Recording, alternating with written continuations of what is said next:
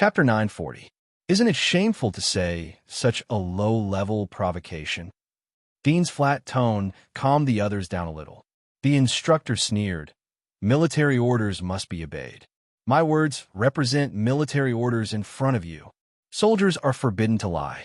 It's up to you whether you believe me or not. I've given you a chance. It doesn't make sense to kill all of you deserters. So I'll give you a chance to choose. You can repent if you take a wrong step, but don't blame me for being ruthless if you choose the wrong path again. Even if they make meritorious deeds, they will still be used as cannon fodder by you.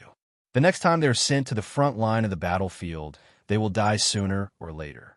Dean said calmly, "We have 3 Abyss members on the field, and you have 3 people. It's not certain who will live and who will die." Ha ha ha. The instructor laughed. 3 against 3? You are wrong. I alone am enough to deal with the 3 of you. You should have heard that there are high and low levels in the Abyss. You're just the lowest level of the Abyss. I happen to be a little stronger than you. It's more than enough to deal with the 3 of you. Moreover, I have it by my side. Do you think you have the ability to resist? Zash, Jason, and the others were shocked. They had already learned about the hierarchy of the Abyss from the Wall of War, especially Jason and Zash. They knew about the hierarchy of the Abyss before they were captured and sent to the army. But they didn't expect that the instructor was a Middle Abyss expert. He was more than twice as strong as them. It wasn't a lie to say that it was 1 against 3. Moreover, there were 2 officers by his side. Even if they were lower Abyss experts, they wouldn't be able to escape. Zash looked at Jason. Jason looked at him and then looked at Dean. There was a trace of struggle and hesitation in his heart.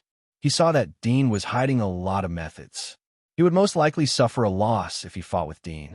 But if he continued to stand on the same line as Dean, then he would have to face the Middle Abyss instructor and the other 2 Abyss experts. If I'm not mistaken, the 2 of them are only lower Abyss, right? Dean narrowed his eyes. There is a shortage of manpower in the battlefield. Even if we are deserters, it is not worthwhile to chase after us. In my opinion, the 3 of you should not be any better. You left your post and avoided the battlefield in the name of punishing us. What is the difference between you and deserters? The drill master and the 2 young officers' faces slightly changed. The 2 young officers immediately entered the demonic state. One of them was like a cheetah crawling on the ground.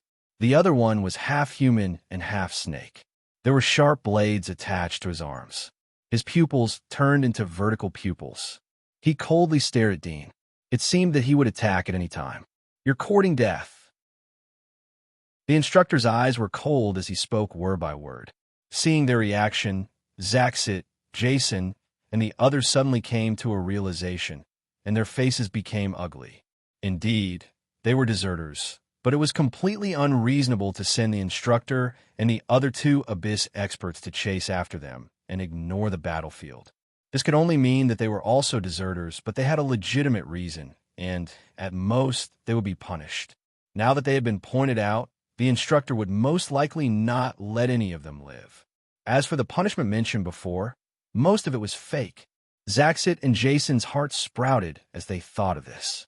But at this moment, Dean suddenly opened his mouth. "You 2 pinned down the 2 officers. The others will cooperate with you to kill them as soon as possible. I'll pin down the instructor. To be honest, I've fought against a Middle Abyss expert before. I should be able to hold on for half an hour." Zaxit and Jason were shocked as they heard Dean's words. They looked at Dean in shock. Fought against a Middle Abyss expert and held on for half an hour? They couldn't believe it. The gap between the lower Abyss and the Middle Abyss was like the gap between the Dominator and the Abyss. Since Dean had taken the initiative to open his mouth, it meant that he had some confidence. But was it true? Is it possible that Dean took the opportunity to escape while they were restraining him? Both of them were hesitant for a moment. The instructor sneered as he heard Dean's words. "Don't brag unless you've met the weakest Middle Abyss expert. I've been fighting in the border all year round. I'll let you see what a real Middle Abyss expert looks like." His body's bones crackled as the dual knives in his hands melted and covered his body.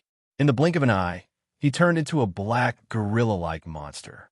However, there was something different about this giant gorilla. His hair was shiny and sharp. His fingernails were extremely long like claws. The most eye-catching feature was the red eye on his forehead. It was extremely strange. Dean didn't say much as he took off the Splitter's armor and melted the knives. In the blink of an eye, he entered the Splitter's demonic body state. Sharp blades protruded all over his body. The edges were glowing with golden luster. It looked like an object composed of countless sharp blades. Splitter, the instructor, slightly raised his eyebrows. He remembered the information about Dean's magic marks. But at the moment, Dean's demonic body seemed to be a bit different from the Splitter's demonic body. He didn't dare to be careless. After mixing in the battlefield for many years, he had long learned to be careful and eliminate any possibility of danger. This was why he didn't choose to directly make a move, even though he had the power to crush Dean and the others. Instead, he used instigation to reduce his own risk. Even if there was a trace of risk, he would try to avoid it. This was already an instinct. Whoosh! Dean's feet were like claws. He rushed out like a gust of wind. He crossed the distance of 30 meters in an instant. The sharp blades on his body were like a storm as they attacked the instructor. The drill master's eyes sank.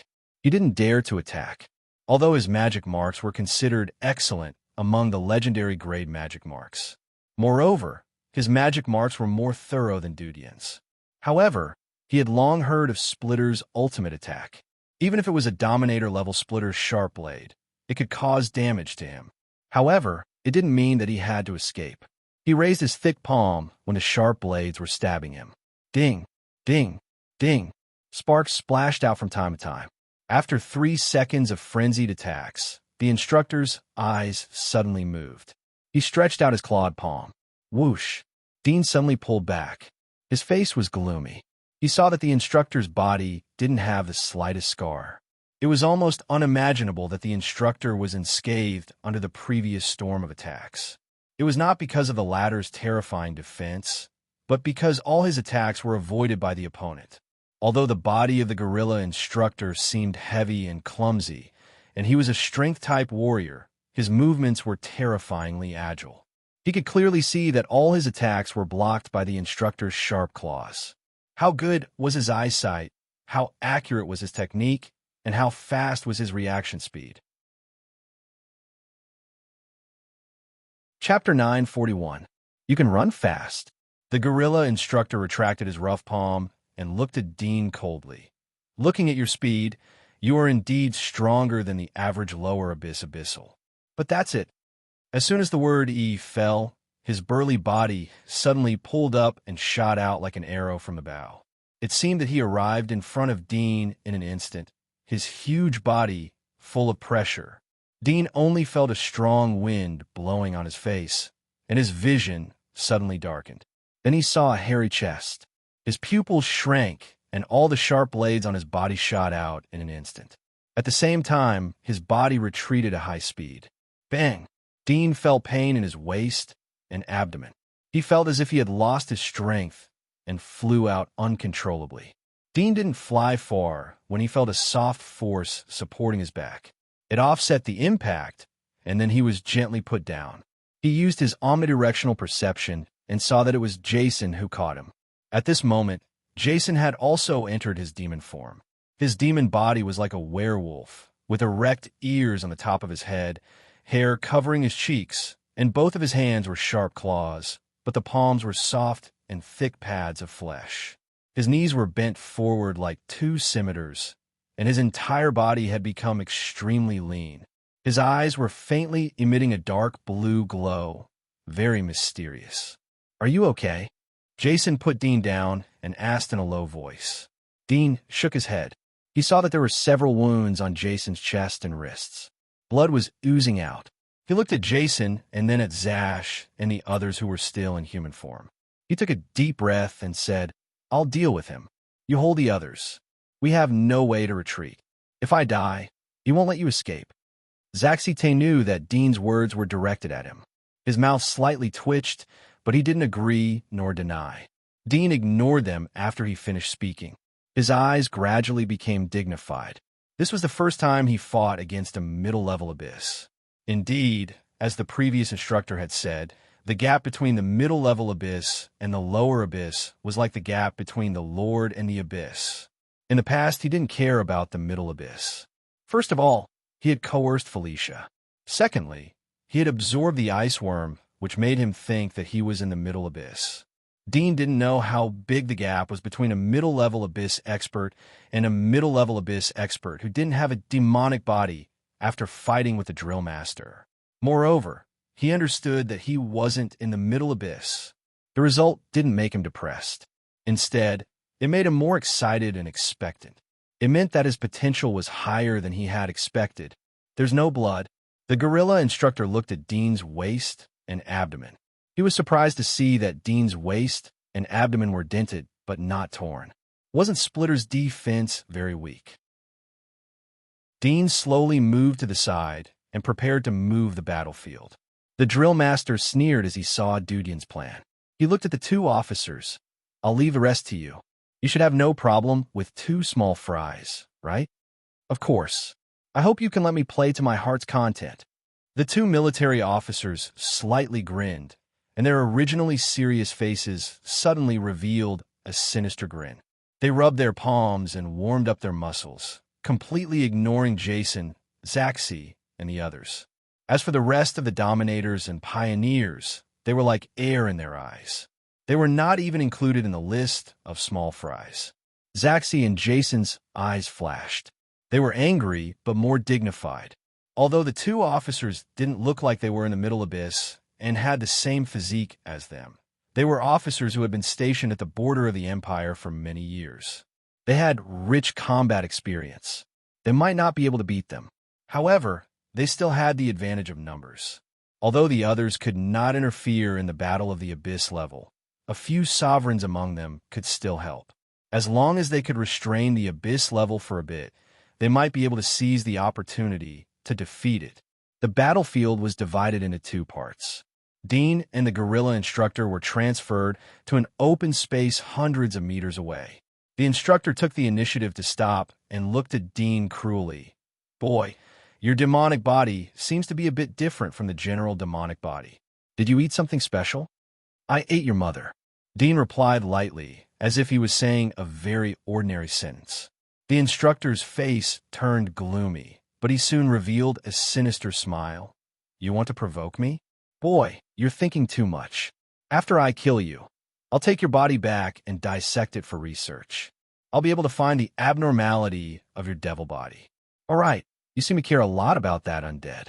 She should be one of your relatives, right? Or your wife. What do you think will happen if I take her? I forgot to tell you.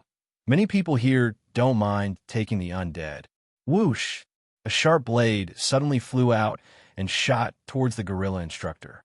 The scarlet instructor quickly raised his hand and flicked his sharp nails.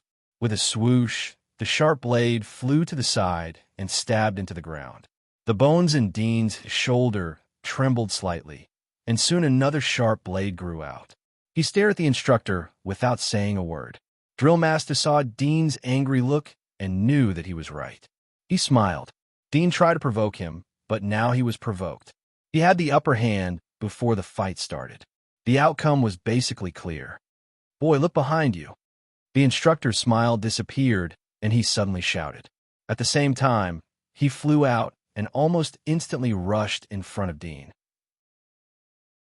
Who would have thought that under the situation of crushing strength, the instructor would still choose the method of sneak attack because it was safer, and he liked to be safe the most. Dean was obviously shocked by his words. He turned his head, but he seemed to react after turning half of his head. But it was too late. The gorilla instructor grinned and raised his giant palm to slap Dean's face. This should be the weakest part of Dean's defense, and also a vital position. Just as the palm was about to land, all the hairs on the instructor's body stood on end. He felt a chill. His pupils constricted, and he quickly retreated. However, a sharp pain came from his chest. Puff!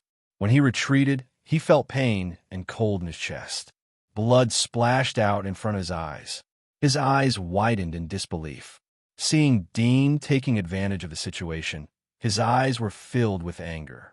The third eye on his forehead slightly squinted and the giant palm slapped. The clanging sound continued for 4 or 5 seconds before the two separated. The instructor gasped slightly and felt the sharp claws on his fingers tremble slightly. There was only a wound on his chest. Dean's follow-up attack still did not cause any harm to him. The instructor looked at the sharp wound on his chest. The skin of the wound was hooked out. There was a barb on Dean's blade, and the structure of the blade was extremely magical. It looked like a flowing blade, but in fact it was a very small sawtooth, so the wound caused by the blade could not heal, and the blood kept flowing. The core of the splitter was the word cut. "Brat, you did it on purpose." Drillmaster angrily looked at Dudian. Dudian had deliberately turned his head to make him relax his vigilance. Moreover, he had deliberately acted like he was reacting. His acting was so realistic that he almost believed him. This also led to him being too confident. If a person was confident, it was inevitable that he would not notice something. The blades on Dean's body rotated slightly. The blade that stabbed the drill master was still dripping with blood. "You could do it on purpose. Why can't I?" His tone was flat and understated. There was no trace of the previous anger in him. The instructor immediately knew that Dean's previous provocation was also intentional, which made him even angrier. Failure always made people angry, especially the failure of wisdom. But the instructor's combat experience was too rich. When he was so angry that the blood flow in his body accelerated, his instincts suddenly warned his brain, and he calmed down in an instant. He took a deep breath and clenched his fists. He did not dare to be careless anymore. Although he was sure that he could kill Dean, Dean could also kill him. He had already experienced Dean's blade attack, and it was much sharper than the rumors. Only one blow. Dean could kill him with just a fatal blow, so he could not give Dean this opportunity. The best way was to kill Dean in one blow, or to pull out Dean's blade. At this moment, Dean's whole body was wrapped by the sharp blade like a hedgehog. To kill him in one blow, he needed to seize the opportunity. Relatively speaking, it was much easier to pull out the blade. "I forgot to tell you, my blade is stained with poison." Dean looked at him with a smile. "It should be a virus. Did you forget that I have the King of Corpses with me? It's easy to get the King of Corpses saliva." The instructor felt like he was struck by lightning, and his mind instantly went blank. While he was in a daze, Dean suddenly rushed over. The instructor immediately reacted, but he saw that Dean had already rushed in front of him, and his whole body was surrounded by sharp blades. His pupils shrank, and his body hurriedly retreated. He raised his hand and pushed away the sharp blade that was stabbing at him. When his palm pushed toward the third blade, it suddenly twisted and turned. It was originally a vertical blade, but it instantly became a horizontal blade. His palm was originally pushed to the side of the vertical blade to avoid the edge of the blade, but this time the edge of the blade was directly aimed at his palm. He was instantly shocked into a cold sweat. His palm changed in a flash, and with a flick of his finger, he pushed the sharp blade from top to bottom. Puff! Puff! The sharp blades that surrounded him changed direction at the same time. Some changed direction, some didn't. The instructor's reaction speed was fast, but after all, it was limited. When he continuously bounced off 7 or 8 sharp blades that suddenly changed direction, his arms were scratched by the sharp blades on the side, leaving 2 bloody marks. At this time, the instructor had already retreated from Dean's attack range. Dean stopped in place and did not continue to chase. In terms of speed, he was not as fast as the instructor. He had used all his strength in the attack, but he did not expect that it would only cause minor injuries. He could not help but sigh in his heart, and, at the same time, there was a trace of depression. The instructor's physique was stronger than his, and the magic mark was internal enhancement. If his reaction was a little slower, he would have died in his hands. Middle abyss, so it's just so. Dean stood in the same place and indifferently ridiculed. The instructor's face turned black, and he looked at him with his teeth clenched. Previously, Dean's reverse sneak attack had disrupted his rhythm, and then he was distracted by Dean's words. He was suppressed twice in a row, and he felt ashamed. However, the final victory was the most important. He quickly wiped away the anger brought by his face, and looked at Dean deeply, thinking about the battle strategy. After thinking for a moment, Looking at Dean's porcupine-like body, he still could not come up with a good idea. Suddenly, he realized that he could completely defeat Dean head-on. So why should he think about the strategy? Previously, he used the strategy for stability, and the result was that he was injured. After thinking about it, he suddenly felt relaxed. With a grin, his body suddenly rushed forward, and in an instant, he was in front of Dean. Dean seemed to have been waiting for a long time, and he waved the sharp blade. Whoosh! The drill master's body suddenly disappeared and reappeared on Dudian's side. He punched Dudian's neck from the gap between the two dagger-like blades. Bang! Dean's body flew upside down, and he hit a piece of rock. The gorilla instructor almost chased after Dean's body. When Dean was hit, he immediately punched Dean's face. It was too fast, and Dean could barely see it, but he had no time to swing the sharp blade to attack. For the first time, he felt that his action was so slow. Bang! Pain came from his face, and Dean felt the mud rubbing on his back.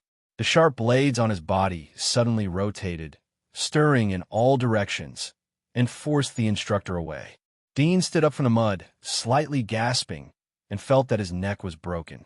He clenched his teeth and stared at the instructor. Suddenly, he showed a trace of a smile. Seeing Dean smile, the instructor's heart flashed with a haze.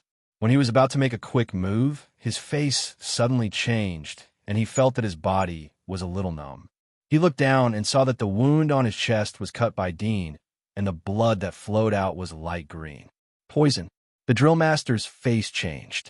He was both angry and frightened, but at the same time, there was a trace of rejoice. He was glad that he was infected with a highly toxic virus, and not the undead virus. The former at least had the possibility of survival, but the latter would definitely kill him. I told you that it's poisonous, and if you cut off the meat in time, you can live longer. Dean was not in a hurry to attack, and he gently shook the mud on his body. This poison was collected from the poisonous monsters that he and Felicia had hunted, and he had smeared it on the demon hunter tool. When he was demonized, the poison would naturally appear on the sharp blade, and if his physique was poor, he would die on the spot due to heart paralysis. The instructor slightly gritted his teeth, and although he was angry, he endured it. Anger would increase blood circulation, and the poison would deepen. He took a deep breath and looked back. On the other side of the battlefield, the outcome was about to be decided, and his two companions had the upper hand.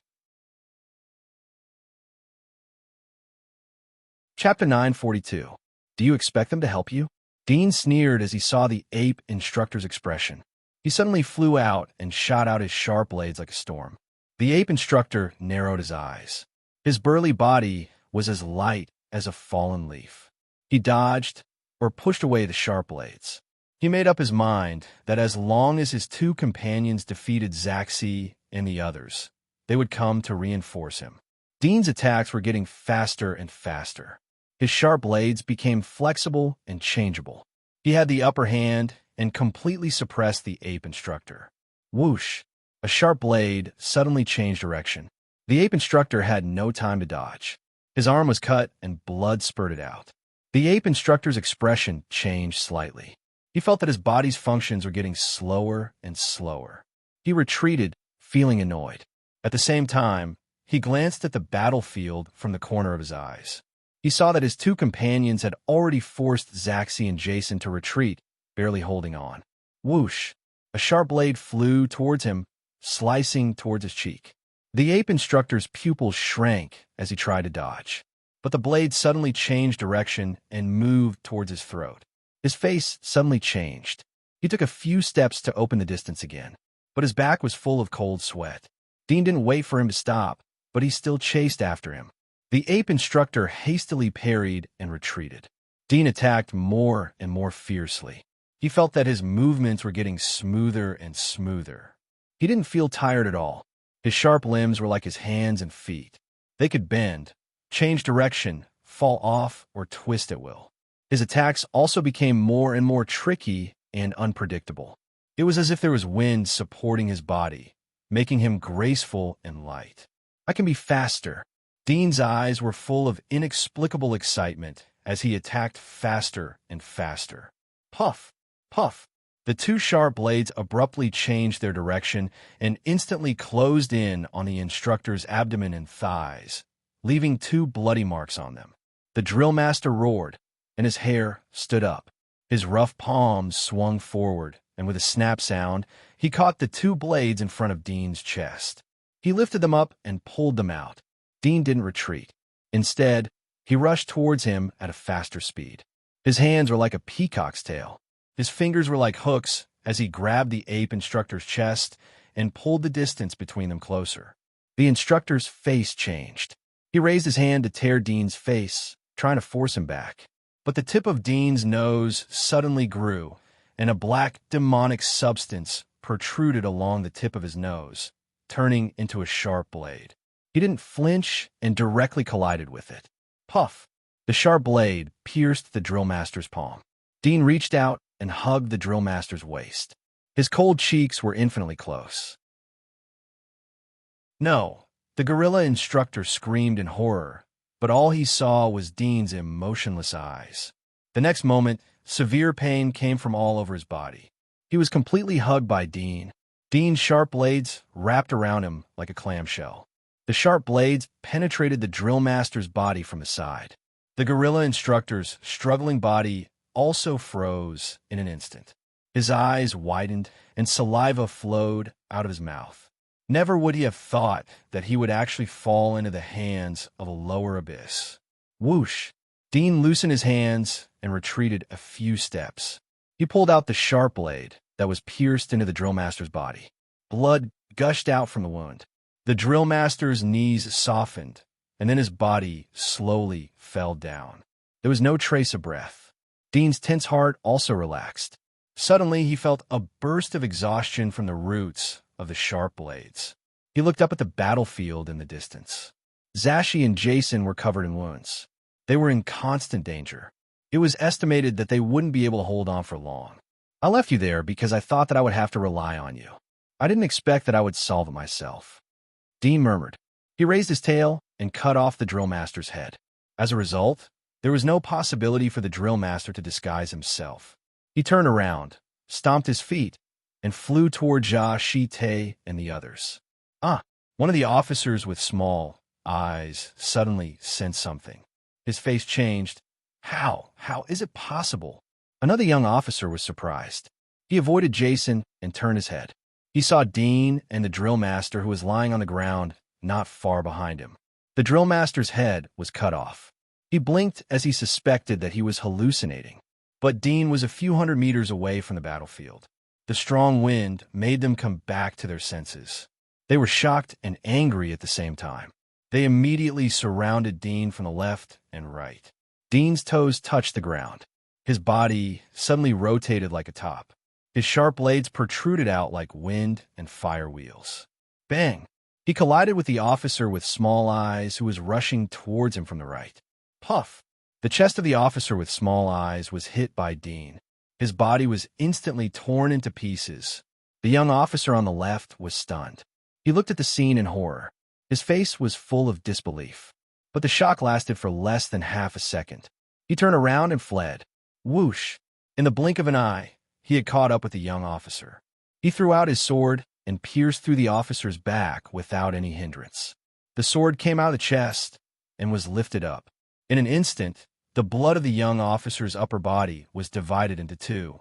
Instant kill. Blood splashed on Dean's body. He slowly turned around and walked towards Jason and Zaxi. Jason and Zaxi stood in the same place. All of this happened too fast. From the time Dean rushed over to the time he killed two officers, it took less than 5 seconds. It was almost a crushing kill. At this time, both of them suddenly thought of something.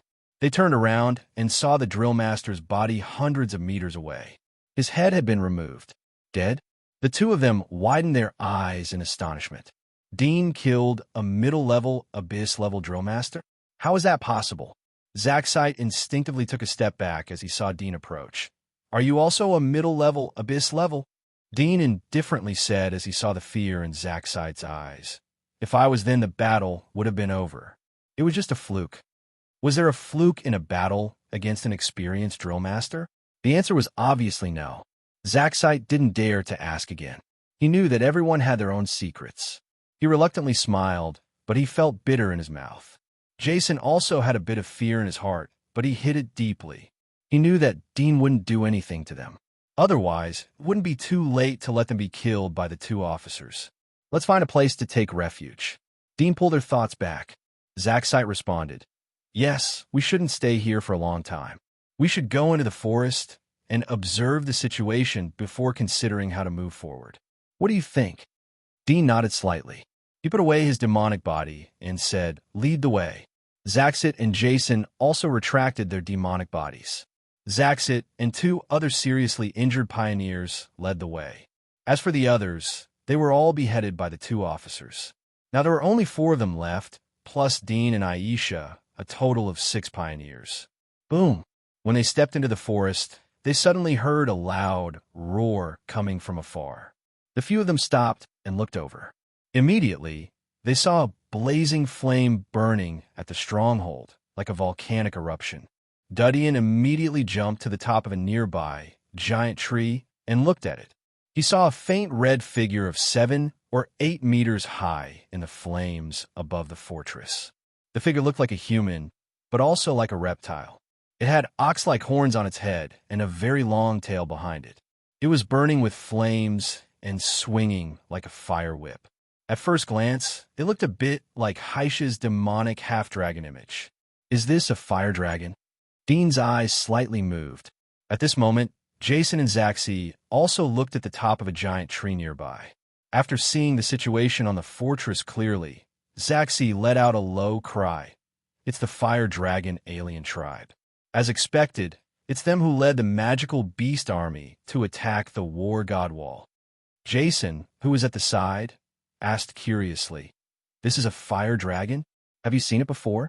I was lucky to see it once, but it was dead. The flames on its body won't extinguish after death. It is said that it will be dead for more than 3 years before it returns to normal. Zaxite's eyes were dignified. Once the flames on its body are touched, it is almost impossible to extinguish. The only way is to erase the place that is touched. If the hand is touched, then cut off your hand. This is the fastest way to save your life. Otherwise, the flames will continue to burn along your hand until you turn into ashes. Jason was shocked. Is it that exaggerated? Can't water extinguish it? Of course. Zaxite's voice was low. This isn't an ordinary flame. Have you seen an oil fire? The more water is poured, the faster the fire spreads. Although it isn't an oil fire, but it is more special. The only way to extinguish it is to completely wrap the fire with a wet cloth. Jason raised his eyebrows. It isn't that terrible. We could just jump into the water. Zaxite wryly smiled. It's easy to say, but there is no pool for you to jump into during the battle. Generally speaking, fire dragons don't appear in places with water. They can only be seen in bare wastelands, piles of rocks, and other places. How do you know? Jason looked at him in surprise. I heard it from a veteran. Zaxite sighed. Dean looked at the fire dragon on the fortress. He saw that the fire dragon was running amok in the encirclement of the regular army. The fire dragon's body touched the soldiers and ignited them. Everywhere it went was a sea of fire. Dean suddenly had an idea as he looked at its crazy attack and roar. Why was it so desperate to climb over the God of War's wall? From Zaxite's words and the behavior of the fire dragon, it was completely in line with the characteristics of an intelligent creature. Although it may not reach the same level of intelligence as humans, but it was by no means an ordinary monster. Why are the aliens outside the God of War's wall attacking the God of War's wall? This idea grew in Dean's mind. He slightly frowned and turned to look at the God of War's wall in front of him. It was towering and straight into the clouds. Such a giant wall isolated the kingdom of God and the giant wall. It also isolated the aura of humans. In that case, why did these aliens try to climb over this wall? Was it because they couldn't go down in the God of War's wall? Or was there something inside the wall that they longed for? Or did they also want to go out? Rumble. At this time, a vibration came from the edge of the forest. The few of them turned around and saw a black horde of beasts slowly advancing towards the stronghold. Zaxite's face changed as he said to Dean, "The scale of this group of monsters is too big. Moreover, there are fire dragons involved. The fortress will definitely not be able to hold. They will probably retreat to the God of War's wall. We should also find a place to hide so as not to encounter the stragglers." Dean nodded. At this point, he could only continue to hide. If they returned to the fortress at this time, they would be sent to the front line. Even if they mixed with the regular army and returned to the God of War's wall, they would be pulled out. After all, the Imperial border guards have been fighting for many years. They were very good at preventing deserters. "Let's retreat first," Dean said. Seeing his order, Zaxite and Jason immediately took the two wounded pioneers and moved forward along the forest. There were some crawling monsters in this forest. Their physique wasn't high. Generally, they were at the level of hunter or limitless. This place was close to the God of War's wall. It was usually cleaned, so there were no large monsters entrenched here. Zaxi and Jason's determination to survive was getting stronger and stronger as they walked through the forest. They used to think that the outside of the giant wall was as terrible as what the army had said. Now they found out that there were low-level monsters in the area. Not all areas had the chance to encounter other races. On the way, the roars and shouts from the fortress were getting farther and farther away. Zaxite and Jason led the team in front. They waited until the sounds of killing gradually disappeared before they slowly stopped moving forward. They found a place to rest, eat, and drink, and then continued to move forward. "Let's sleep here tonight." Jason looked at the two seriously injured pioneers. They had suffered a lot along the way, but they were sensible enough not to say anything about taking a rest. Most of them were afraid that Dean and others would abandon them as burdens, so they endured the pain and followed the pioneers. Zaxite saw that there were no large monsters around. He nodded. "The environment is good. Dean, what do you think?" Dean shook his head. "Sooner or later, the battle in the fortress will be decided. The possibility of the aliens being defeated is very high.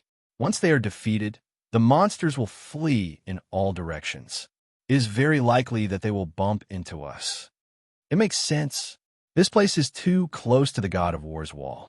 Zaxite agreed with Dean's idea. Jason hesitated, "But it is too far away. We can't see the situation of the battlefield. When will we return?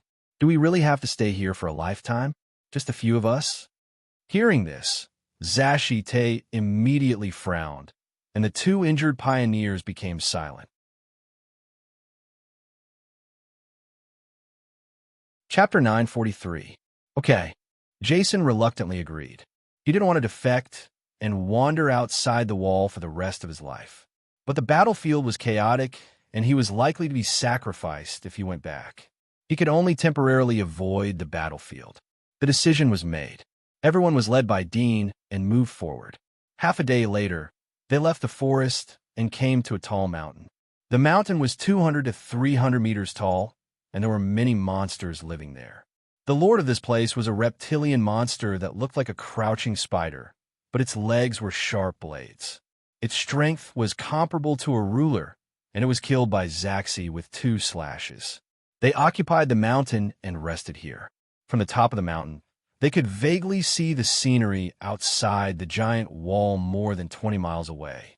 They could also see the scene behind the beast tide. From time to time, there would be loud and majestic beast roars coming from the black beast tide. It seemed to be in order. The aftermath of the beast tide could be faintly felt even from more than 20 miles away. Zaxit and Jason's eyesight wasn't weak. Although they couldn't see the shape of the monsters in the beast tide, but they could see the scale of the beast tide. Was the scale of the beast tide so big before? Jason was shocked as he turned to Zaxit and asked. Zaxit was startled. "Don't ask me. Although I came earlier than you, but I haven't really been to the battlefield. But it should be on a similar scale.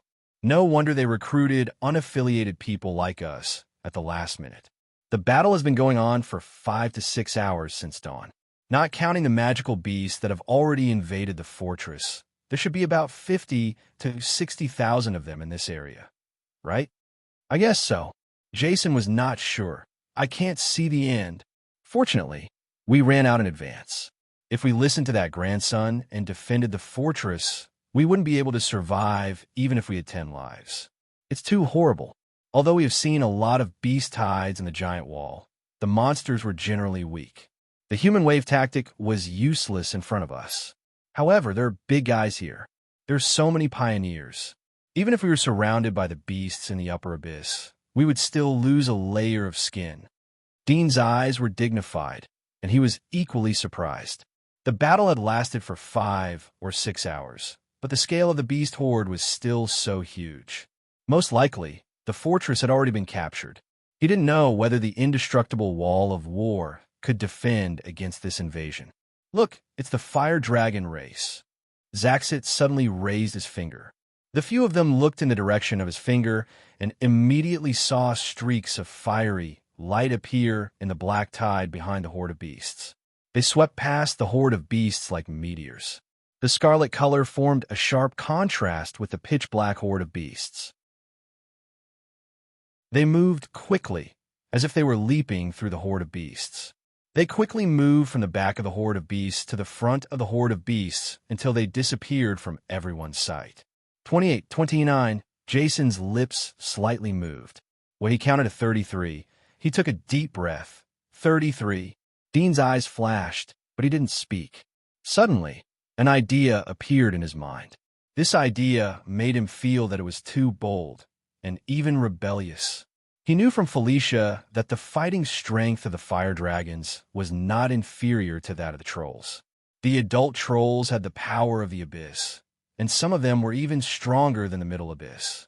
The same was true for the fire dragons.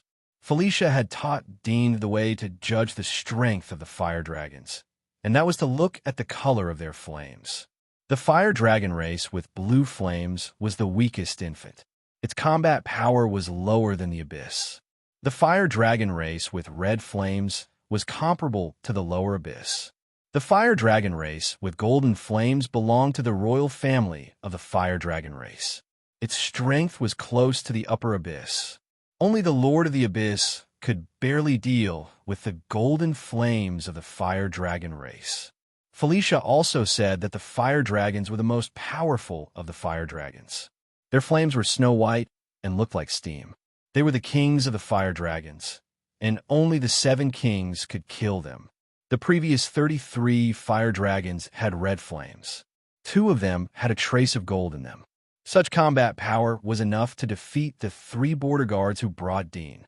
However, the 3 border guards relied on the natural protection of the Wall of War. It wasn't difficult for them to block more than 30 fire dragons. I heard that the strength of the fire dragons is related to the strength of their flames. Zaxit started to talk about the fire dragon's strength according to the color of the flames. Jason and the other 2 listened attentively, and after listening, their eyes widened. Doesn't it mean that there are more than 30 abyss? Jason was dumbfounded. When did the abyss become so common? It must be known that the Lord of the Wall was the abyss. But there were more than 30 abyss in the battlefield. Moreover, they didn't pay attention to the battlefield. Who knew if there were more fire dragons in the past? Was this the world outside the Wall of War? Jason, Zaxit, and the others were in a heavy mood. They were proud of their strength, but they could only rely on luck to survive here. Even if they hid in the area where the monsters were generally weaker, the powerful monsters could move and come out to look for food. If they happened to bump into them, then wouldn't they become food? They were still young and could live for a long time. There were 365 days and 8,760 hours in a year. If measured in hours, their lives were too long. Even 8,000 hours in a year where they lived in constant fear was enough to drive them crazy, not to mention 10 or 50 years. For a time, even the determined Zaxit couldn't help but want to retreat. He suddenly regretted his decision and even felt that it was a bit reckless. No one spoke. The mountain was silent. The atmosphere was gloomy. The beast tide was still moving in the distance. From the changes in the color of the beast tide, it could be seen that different monsters were continuously coming from the rear. It seemed that there was no end to them. After watching for a long time, Zaxit suddenly said, "Do you think that the Wall of War has been broken?" Dean's eyes moved, but he remained silent. Jason and the other two pioneers were astonished. Jason said in astonishment, "It can't be, right? The battle god wall has protected the Empire for so many years and is an absolute defensive divine wall constructed by the gods. How could it be broken through?" Zaxit said in a low voice, "It didn't happen before, but it doesn't mean it will never happen. There is no absolute defense in this world." Jason could only admit this. He smiled bitterly. "Are we the bane of the world? The empire that stood tall collapsed when we arrived? I don't believe it. If it didn't fall, then how could the beast tide keep moving forward? Is the consumption rate of the battlefield so fast?" Zaxit frowned. His suspicions were well-founded. Jason naturally knew this point. Although he had some doubts in his heart, he still didn't want to believe that the wall of war could be broken. He said, "It is estimated that there is a big shot on the wall of war, or there was originally a big shot there. In any case, I think the possibility of the wall of war being broken is too low. The Empire has been established for so many years, and the wall of war has been guarding for at least 200 years. I don't believe that it will fall today." Zaxit looked at Dean. "How about we go back and see?" Dean looked at Jason and Zaxit. He saw that they were waiting for him to make a decision. He didn't answer Zaxit's words, but asked, "Do you want the wall of war to collapse or not?" Zaxit and Jason were surprised.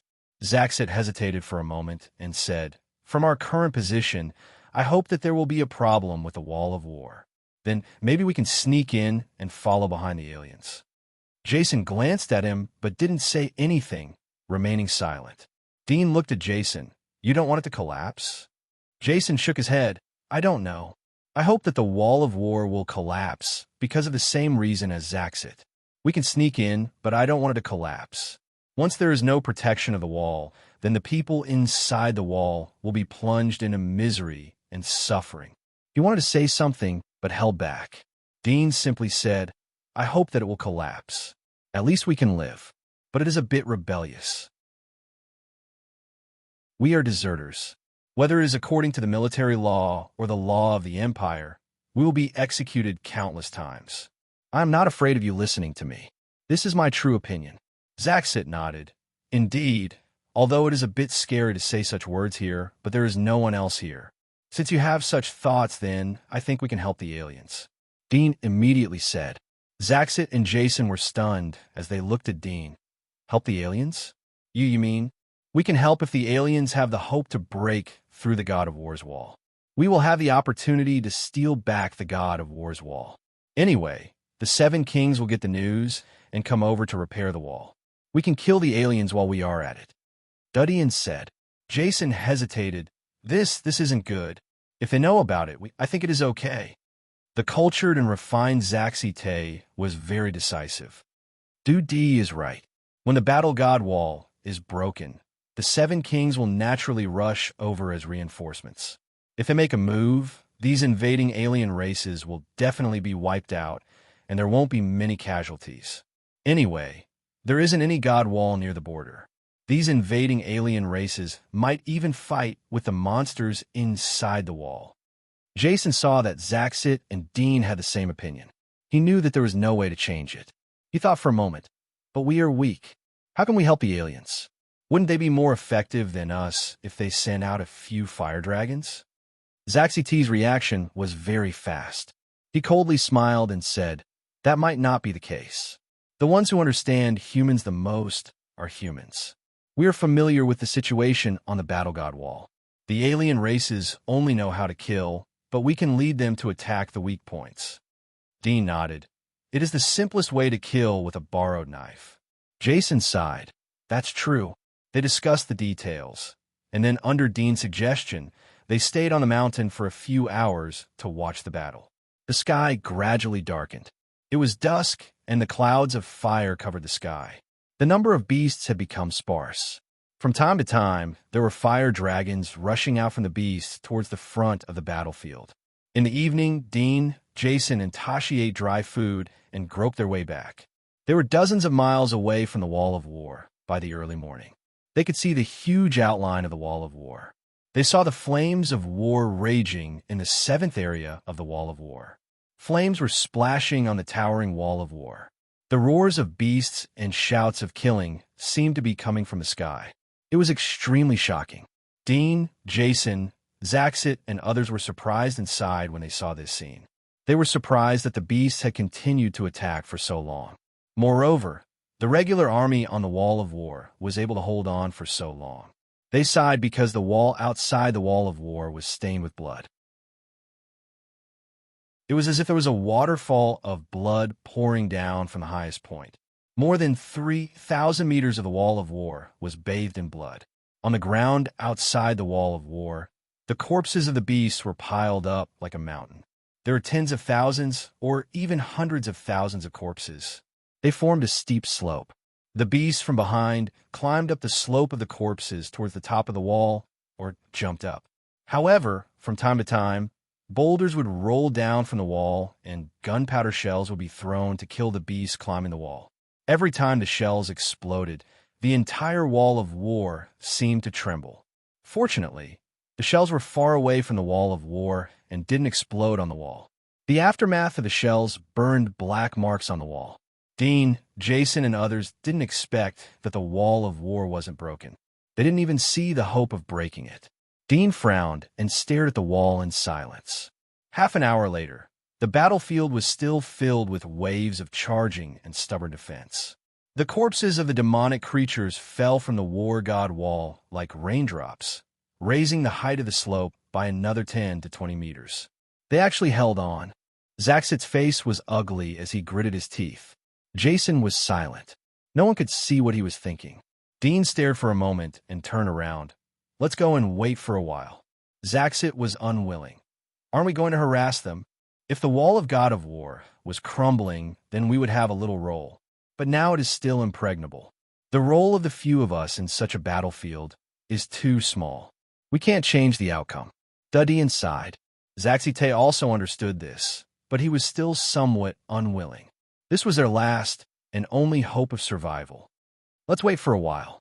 Maybe there will be a change. Dean comforted him and left without looking back.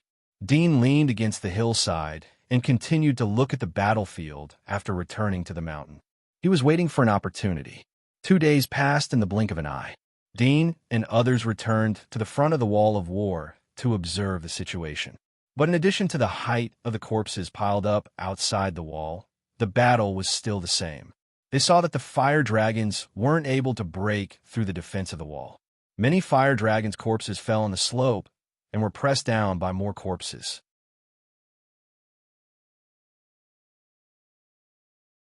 Chapter 944. The situation that Dean and others were looking forward to didn't appear. On the contrary, the beast tide gradually thinned out. Many of the beasts separated from the main force and moved towards the surrounding areas. Dean and others met 2 small groups of retreating beasts on the high mountain. In the battle, 2 injured pioneers were killed. Now only Zaxit, Jason, Dean, and Aisha were left. Originally, there were more than a dozen people in the escape team. In just a few days, only a few of them were left. Zaxit's intention to escape gradually faded.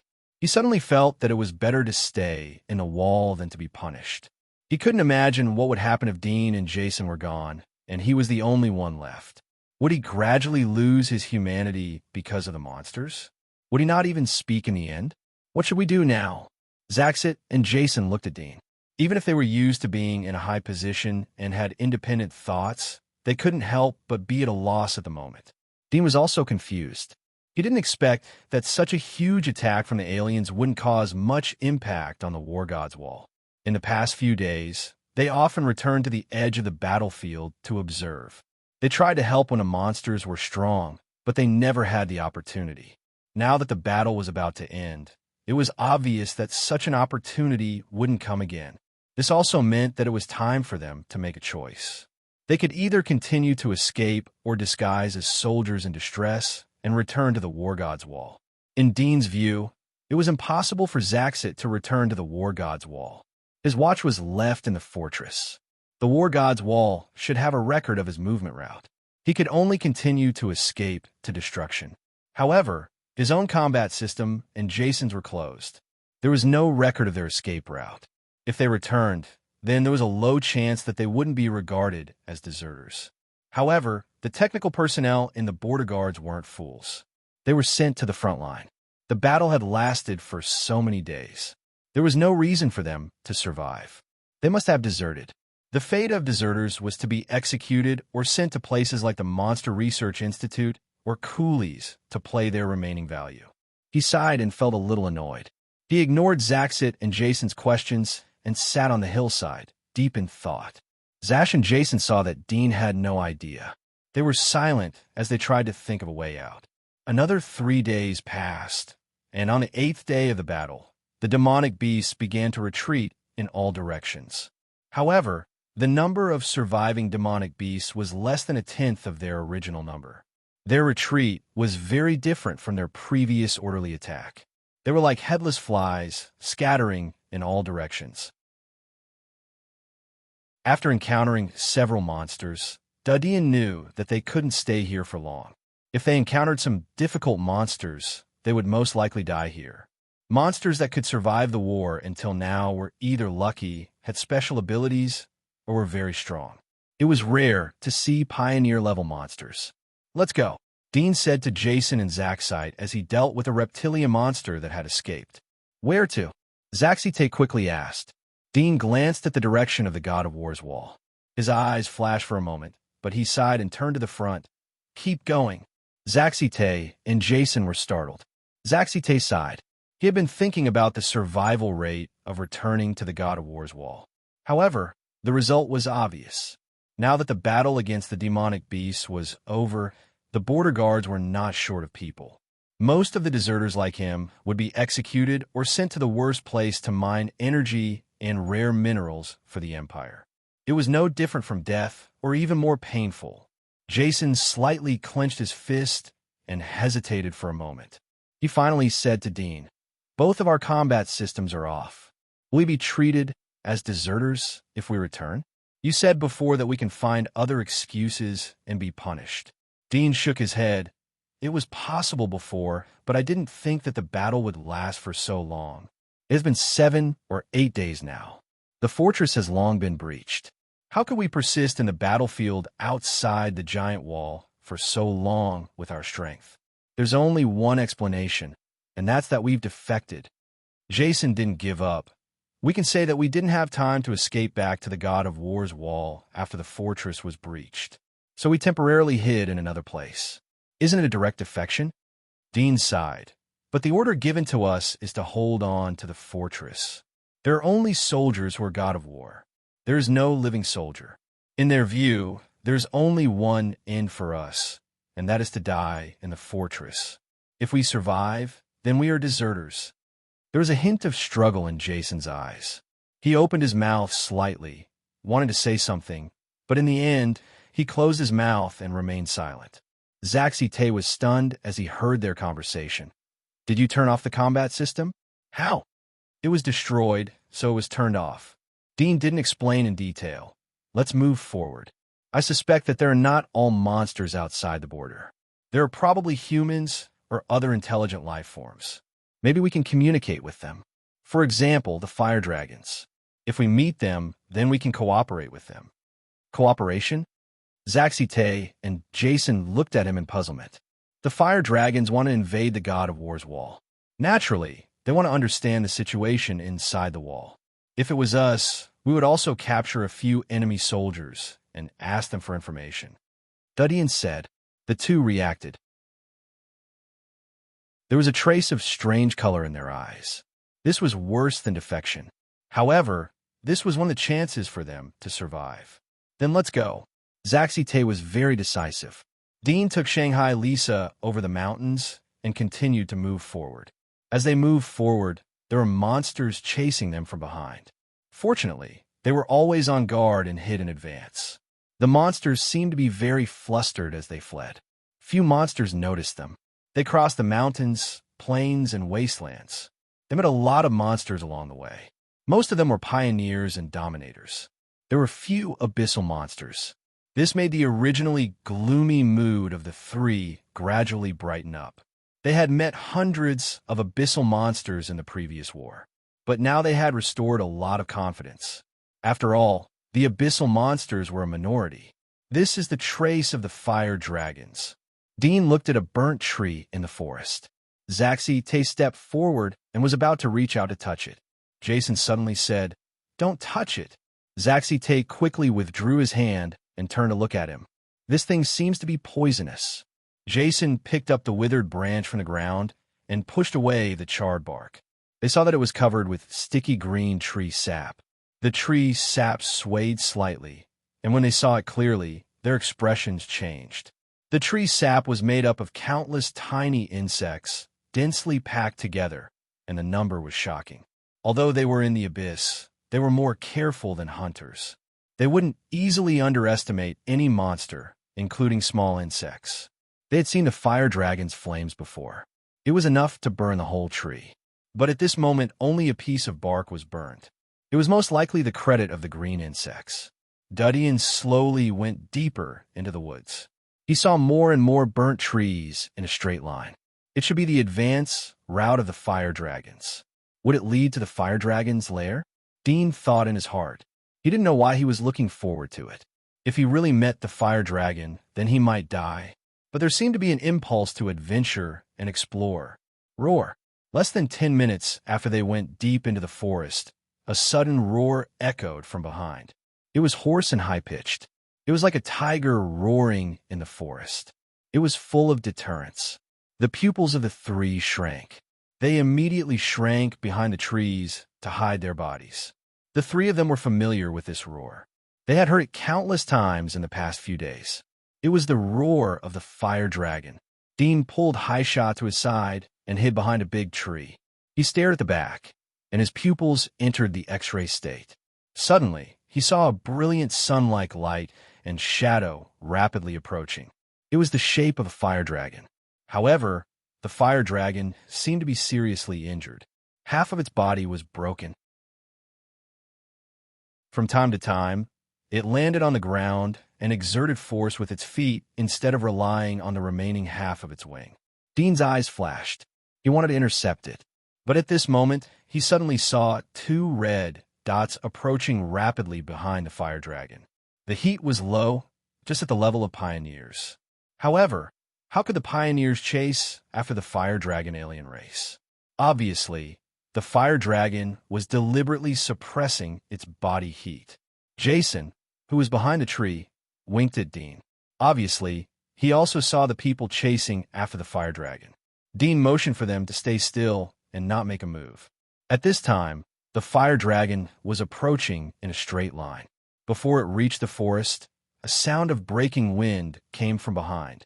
It brushed past the side of the fire dragon and almost hit it. The fire dragon turned its body and dodged the attack, but the other heat source quickly closed the distance between them. Without any unnecessary words, it launched a ferocious attack as soon as it got close to the fire dragon, sticking closely to it. At this time, the three of them could clearly see the situation of the battle with their naked eyes. The faces of the two heat sources were human, but their bodies had been demonized. One was like an upright, giant crocodile with an elongated face. The other one was full of green, curly hair. It had countless slender limbs under its body. It looked like a centipede, but the limbs were extremely sharp. Dean's eyes moved as he saw the woman with green, curly hair. He thought of the two children he adopted in the giant wall of Sylvia. One was called Gabriel, and the other was called Artemis. Artemis had green hair. The reason why he adopted them was out of curiosity. At that time, he hadn't seen a person with green hair. He thought that it was the exclusive hair color of some hidden families in the inner wall. But after occupying the inner wall, he didn't see a person with green hair. So he didn't continue to pay attention to Artemis.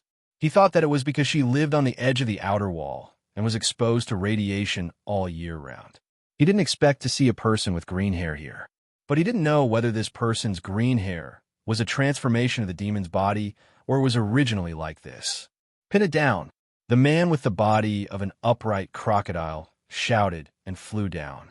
There was a pair of extremely short wings on his back. Compared to his ferocious appearance, it looked a little cute. He rushed to the ground and picked up the black spear that he had thrown earlier. The green-haired woman's body twisted like a viper. She waved her slender limbs to force the fire dragon to retreat. The surface of the fire dragon's body was red, but there was a golden flame inside. It was an elite fire dragon whose combat power was close to the upper level of the abyss. At the moment, half of its body was broken. It seemed that it was cut off from the shoulder. It was retreating under the fierce offensive of the green-haired woman. However, the green-haired woman didn't dare to push too hard. She retreated every time the fire dragon attacked. She didn't dare to be swept by the flames on its body. The crocodile man pulled out the black spear and was about to turn back to attack. But suddenly he rushed out and held the black spear to kill the fire dragon. Dean's heart sank when he saw the man's body stop. He knew that the three of them were probably exposed. Dean turned to look at Jason and Zash. Jason was still focused on the battle. Zash looked at Dean. He seemed to know that they were exposed. Dean nodded slightly to him and raised his hand. Zaxi was surprised to see the meaning of Dean's words. At this time, Jason also noticed Dean's gesture. There was a puzzled expression on his face. If we don't take advantage of the situation to attack, we will die, Dean said in a low voice. Zash and Jason's face changed. These two dared to chase the fire dragon into this place. Their strength was obviously several times stronger than them. It was likely that they were from the upper level of the abyss. It could be seen from their offensive that they were faster and fiercer than the previous drill master. But they were from the lower level of the abyss. They were timid, even if it was a sneak attack. We can escape. Zash made a gesture. Dean slightly frowned. Escaping was indeed a way, but he wanted to see if he could kill the two of them in a sneak attack. If he could do it, he might be able to send their corpses back to the war god's wall in exchange for a chance to live. After all, these two were from the upper level of the abyss. The people above wouldn't think that he was the one who killed them. Even if they determined that he was a deserter, they might be able to forgive him. If these two had a strong background, then he could get the protection of the people behind them if he sent their bodies back. However, Zash and Jason didn't want to attack. They wouldn't have the energy to force them. Maybe they would slip away at the critical moment. Without their help, it was too risky for him and Aisha.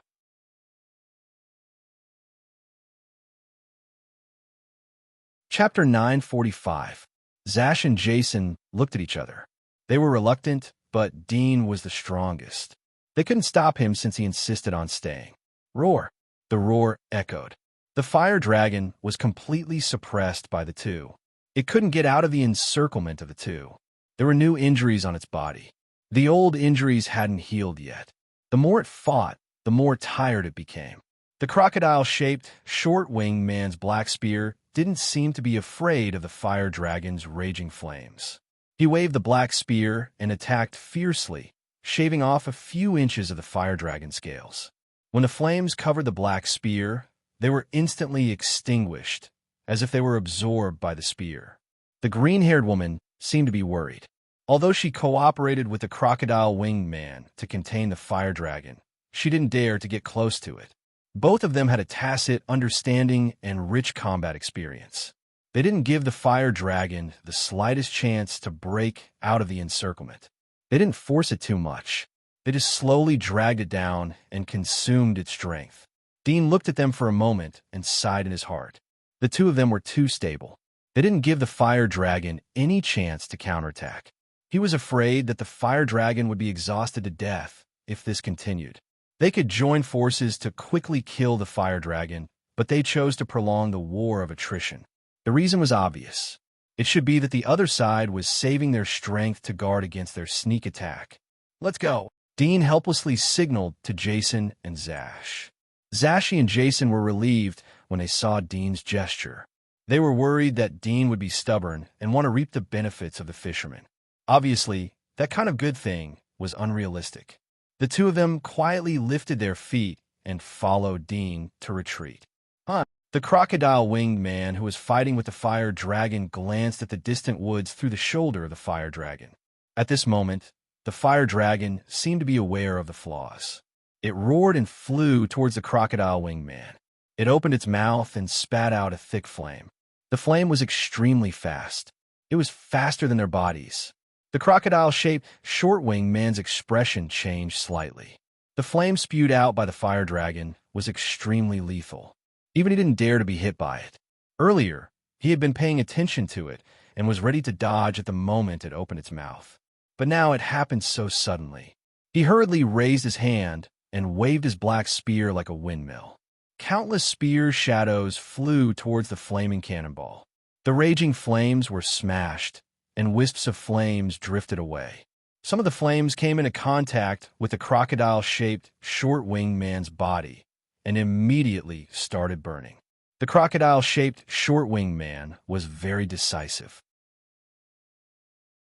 His demonized arm slapped forward, tearing off the skin and flesh where the flame touched and flinging it to the ground.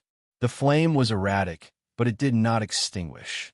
When he dug out the flames on his body, the crocodile-like, short-winged man realized that the fire dragon had already taken the opportunity to charge forward. However, before it could get far, it was already stopped by the green-haired woman. If not for the green-haired woman, the attack just now might have given the fire dragon an opportunity to escape. Damn it! The crocodile-winged man gritted his teeth. He endured the pain and rushed forward with his spear. The fierce battle lasted for more than 10 minutes. The fire dragon finally ran out of energy. It looked up to the sky and wailed. The crocodile-winged man's spear pierced through its chest. Blood spilled. It fell to the ground. Meanwhile, the green-haired woman and the crocodile-winged man both looked to be in a sorry state. One of them had half of her curly hair burn off and was emitting a burnt smell, which greatly affected her appearance.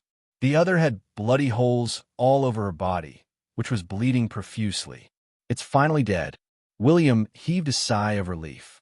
He felt a wave of fatigue, but he did not relax. He swooped down with his spear and pierced the neck of the fire dragon. The spear pierced through its neck and beheaded its head. Only then did he feel relieved. He said to the green-haired woman who was slowly descending, "There was some movement in the forest earlier. Did you notice it? There were 3 people. They seemed to be from the abyss." Shanima's eyes were cold. "They must be deserters. We meet such fools in every war. They like to die." The corner of William's mouth curled into a cold smile. "Looks like they're smart enough to know to retreat in time. Previously, I thought they would ambush us. Just as I was about to suppress this alien dragon man, I was going to pretend to be weak and injured to lure them into attacking us." Shanima said coldly, "Are we going to get rid of these scum? No need. They don't need us to deal with them. Don't waste our energy." William smiled. "Don't forget, they have other values. There are always idiots like them who like to be bait. They think they have a chance of survival. They don't know that they're just pathfinders for us." "That's true." Shanima nodded. "Apart from the officers of the Crusaders, no one else should know that their battle armors are equipped with special tracking devices and mirrors. Their every move is being observed. I hope they get better and better. A free pathfinder is much better than spending a fortune to explore the isolated land every year. That's called recycling." William smiled. Let's not talk about this anymore. We should hurry up and move the fire dragon's corpse back. I want to capture it alive, but unfortunately, with our strength, we can't capture a golden fire dragon alive. Let's hope this corpse can provide us with some value." Shanima sighed. William nodded. He took out a string of rope from his small military bag and tied it to one of the fire dragon's legs. The rope was pitch black and looked like a metal chain. It made a clanking sound, but it also looked like rubber. It could be stretched longer. At this moment, it was being burned by the fire dragon's leg, but there were no signs of it catching on fire. "Let's go." William grabbed the rope and dragged the dragon. Shanima nodded. She undid her demonic body and used her hunting sword to pick up the dragon's head. She followed behind William. "Wait!" Suddenly, Shanima cried out. William was stunned. He turned back. "What's wrong?" Shanima looked at the dragon's head. Her eyes widened. She was a little stunned. A trace of palpitation and fear appeared in the depths of her eyes. Whoosh! The 3 of them followed the traces of burning trees in the forest. After running for more than half an hour, the 3 of them gradually stopped. Dean looked back for a moment and sighed. It seems that they didn't catch up. Zaxi Tay and Jason looked around, but they didn't find any traces of the 2, so they were slightly relieved. "Are we going to follow the traces of the dragon? What if we find their lair?" Zash looked at Dean. He hoped that he would change his mind. Dean had the same concerns in his heart. Although he was deeply interested in the lair of the dragon, but his life was more important. However, if they didn't explore the fire dragon's lair, they could only wander outside the borders in search of survival. However, this was definitely not a long-term solution. If they were unlucky and encountered something extremely terrifying, they would be directly killed and turned into food.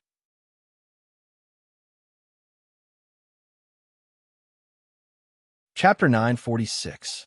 It seemed that it was the rainy season. Light rain fell from the gray sky, covering the mountains and the wasteland. Everything was covered with a clear shadow. Dean and the other two found a cave. They killed a sleeping thorn-tailed tiger and cooked it. They ate while looking at the rain outside the cave. They sank into their own thoughts. Dean silently looked at the flickering flames of the bonfire. Suddenly, he had the feeling of hunting low-level monsters in the ruins outside the giant wall. However, this place was more desperate than the ruins outside the giant wall. It was hopeless because he couldn't see a home. If a person didn't have a home, he would wander. Wandering people usually didn't talk much. Dean didn't know how long he would have to stay in this isolated place to find hope. He suddenly thought that he should keep moving forward in a straight line. Maybe he would find a new human settlement. However, the earth was so big. How far and how long would it take? There was no human to open up the boundless territory. The monsters had lived for hundreds of years. What kind of terrible existence would be born? He sighed. Suddenly, he heard a croaking sound. He saw a toad crawling outside the cave. It was like a half-year-old baby. It was lying on the ground. Its mouth was slightly bulging. Half of an insect's legs and wings were exposed. It gently chewed and slowly swallowed. Then it slowly crawled in. Puff! Blood splattered. Zaxi threw a stone, which penetrated the toad's head. The toad's body flew out and fell into the muddy rain outside the cave. Dean suddenly felt that they were very similar to this low-level monster frog. Would they mistakenly enter a territory and then be killed at will? Peaceful coexistence was advocated by humans. However, no one could do it. Monsters didn't have this concept at all. Rumble. Thunder sounded. The rolling thunder seemed to sweep over the top of his head. Sitting in the cave, Dean could feel a slight tremor. He looked at the sky outside the cave. With a sudden flash of thunder, the flash of white light seemed to be reflected in his eyes. Suddenly, his eyes lit up. Lightning. Dean's eyes were getting brighter and brighter. It was impossible to return to the war god's wall through the wall, but he could fly through the sky as long as he could avoid the detection of the thunderbirds in the clouds. As long as I can control lightning, I can go back. Hope ignited in Dean's heart, and he immediately thought about it seriously. After a while, he thought of two sets of methods. First, find an opportunity to lure the thunderbird away, and then take the opportunity to smuggle. Second, he could create a set of insulating equipment or a conductive device to defuse the thunderbird's attack. This way, he could completely block the thunderbird's attack. I don't know what thunderbirds eat. Dean looked at the drizzle outside the cave and fell in a deep thought. The air above the clouds was thin, so there should be no other creatures living there. Did thunderbirds look for plankton above the clouds as food, or other birds? Or was it the thunder and lightning of nature? He suddenly felt that it was necessary to investigate, but the premise was that he had to first create a set of equipment to neutralize the lightning. This was a wasteland without any tools or materials. It was extremely difficult to create a conductive device out of thin air. It was practically impossible, but when there was no hope, it was worth trying even if it was impossible. Moreover, he wasn't an ordinary mortal. It was difficult to cut down trees without tools. Thinking of this, he immediately recalled the knowledge from the super chip. Making tools and then using the tools to upgrade the tools was equivalent to using natural materials to evolve from the primitive era to the era of steam machinery. The rain slowly stopped. The three of them came out of the cave. Dean said to Jason and Zaxit, "Let's find a place with weak distribution of monsters and live there. I have a way to go back." A way to go back? Zashite and Jason were startled and looked at him in surprise. Dean nodded. Yes, but the premise is that we have to make a lot of tools. We need your cooperation and a suitable long-term living environment. We can go back after 1 or 2 years. Their eyes lit up, and Zaxi said excitedly, "Is what you said true?" "What way?" Jason quickly asked. "Fly back from the sky." Dean didn't hide. "There are thunderbirds over the war god's wall. So we need to make some tools to resist the thunderbird's attack." "Fly back." Zashi and Jason exchanged glances, and the excitement in their eyes instantly weakened. Zashi frowned and said, "That shouldn't be possible. The thunderbirds are scattered above the battle god wall, and their numbers are unimaginable. Even the alien races outside the wall wouldn't be able to invade. That's why we need the help of tools." Dean said, "I know the tools to resist the lightning, but I don't know if I can make them. Let's try." Both of them were stunned and looked at Dean suspiciously. Tools to resist lightning? They had never heard of it. However, now that things had come to this, they had no other choice but to try. "Are we still looking for the traces of the fire dragon?" Zaxit looked at the burnt trees not far away. He could faintly see green worms crawling inside. Dean shook his head. "We didn't have a way to find the fire dragon. We can cooperate with them if they have wisdom, but it's too risky. Even if they can communicate with people, they may not sit down and negotiate with us. It's better not to get in touch with them." "Well," Zaxit nodded. He also had this concern before. "Then let's find a place." Dean turned around and took the lead. The three of them headed towards the depths of the wilderness with Dean in the lead. They followed the strength of the monsters they encountered along the way to determine the distribution of the monsters. When the monsters they encountered became stronger and stronger, the three of them would change their route and continue forward. After a few days, Dean took Haisha, Zaxi, and Jason to a plain area. The plain was inhabited by wolves, but their physique wasn't high. They had a wide field of vision, and there weren't any large monsters nearby. It was suitable for living. The only drawback was that there were no resources here. Stone and wood were scarce. However, Dean saw the foundations of the old era buildings in the depths of the plain. It was obvious that this area was once a civilized area.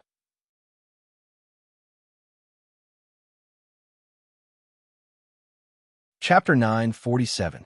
Although they didn't have digging tools, but they were able to easily dig the soil with their magic claws. What surprised Dean was that Zaxi's magic marks not only had a strong attack ability, but was also particularly good at drilling. In just 10 minutes, he was able to reach a depth of 100 meters. He was able to touch the deepest layer of rock in the area. There is iron in these stones, but it has rusted. It should be used by the people in the ancient era to cast buildings. Jason said after a moment of observation. The people in the ancient era were very intelligent. I feel that they were smarter than us. Zaxi replied. He didn't want to embarrass Jason by talking to himself. Dean frowned. We have to move fast. We're not sure if there is any iron ore in this area. If there isn't, then we have to move to another place. Jason stopped chatting and followed behind Zaxi to help him transport the soil. After a few hours, the three of them worked together to dig a deep well with a depth of 400 to 500 meters.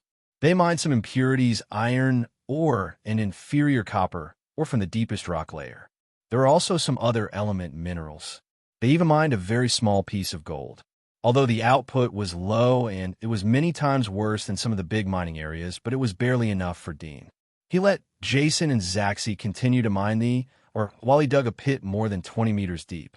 He used ordinary stones to build a wall around the pit and made an underground furnace. When Jason returned to the surface, he saw Dean busy in the pit. He curiously asked, "What is he doing?" "Refining iron ore." "Do you know how to refine it? Otherwise, why would I ask you to find iron ore?" Jason was choked by Dean and couldn't speak. He smiled slightly, but he wasn't angry. He had some understanding of Dean's temperament along the way, so he didn't care. He laughed and said, "You are right. Do you need my help? Can you cast a stone pot out of the stone?" Dean asked. Jason thought for a moment. "I should be able to then go and find firewood. The more the better." Dean said. Jason coughed helplessly, looked around the plains, and snuck towards the forest in the south. Dean built the underground furnace and sealed all the holes around it. He looked at Jason and Zaxite, who were resting and watching him. "You come to light the fire and wash the ore. Tashi looked at him curiously. Have you smelted iron before? No. Then how do you know? I'm smart. The short chat ended again. Zaxite obediently jumped down, picked up the firewood that Jason brought back, and threw it to the bottom of the furnace. Dean saw that the bottom of the stone-built stove was filled with firewood. The flame was extremely weak. He slightly shook his eyebrows. You don't know how to make a fire? Zaxit was stunned. Isn't it already asleep? The fire is too small, but the firewood is already full. The firewood is full. How can there be room for flames? Zaxite was stunned. Although he hadn't done this kind of work, but he understood Dean's words. He immediately took out half of the firewood, and the flame became bigger. Zaxite was surprised. He shook his head and smiled. I didn't expect these simple things to have so many tricks. On the other side, Jason looked at the various minerals piled up next to him. He scratched his head. Do we need to wash the iron? Or? There isn't a lot of water here. Dean shook his head. I'll wash it. You can classify the minerals. Jason coughed. How do we classify them? Dean was silent. He bowed his head and picked up the minerals. He distinguished the iron ore from the copper or coal, oil sands, and so on. Jason observed Dean's classification and soon learned it. He also followed according to the law. Then he saw Dean rubbing the sticky stones on the surface of the iron ore and the raised grains of sand. Is this or washing? Jason was stunned. Dudian slowly said, It's a simple cleaning of the iron ore, so as to avoid other trace mineral elements in it. It would be more troublesome to refine. Jason understood and followed suit, cleaning up the iron mine. Dean waited until the temperature of the underground furnace was almost the same. He threw the cleaned iron ore into the furnace and covered it with a huge stone cover. He let Zaxite continue to light the fire. Jason took the initiative to collect firewood when there was not much firewood left. Dean used the remaining stones to build a wall next to the furnace. Zaxite saw that Dean had built a wall to surround the furnace. He asked, These stones can't stop the monster's attack. Do you want to dig some harder granite? Dean glanced at him. This is a shelter from the rain. Zaxite was surprised for a moment. He decided not to take the initiative to talk to Dudian. Dean saw Zaxite's figure turn back when he finished building the wall. There was no firewood in his hands, but he was holding a figure. Dean's pupils shrank as he looked at Jason. Soon he saw that Jason was holding a human in his arms, but it was a zombie infected with the virus. Jason ran all the way to the front of Dean and threw the undead to the ground. She looked like she was in her 20s, but her mouth was split open and her fangs were completely exposed. They were about the length of a finger, so that her whole lips couldn't close. Her face was distorted and her eyes were red. There was no rational brilliance, only brutality. Zaxite noticed the undead here and quickly jumped up. He said in surprise, Undead? There are undead here? Dean immediately said, You go and light the fire first. Once the temperature drops, it will be difficult to raise it again. Zaxite looked at him, but eventually turned back to the underground furnace and continued to light the fire. Dean squatted down to check the clothes of the undead. They were tattered and stained with dried brown blood. Her chest was exposed, but her skin was wrinkled. She had been exposed all year round. Her skin was as dark as an African's. But the woman was not an African, but an Asian. Dean carefully identified for a moment before recognizing that the style of the clothes was from the old era. The expectation in his heart suddenly fell. He said to Jason, It's the undead from the previous era.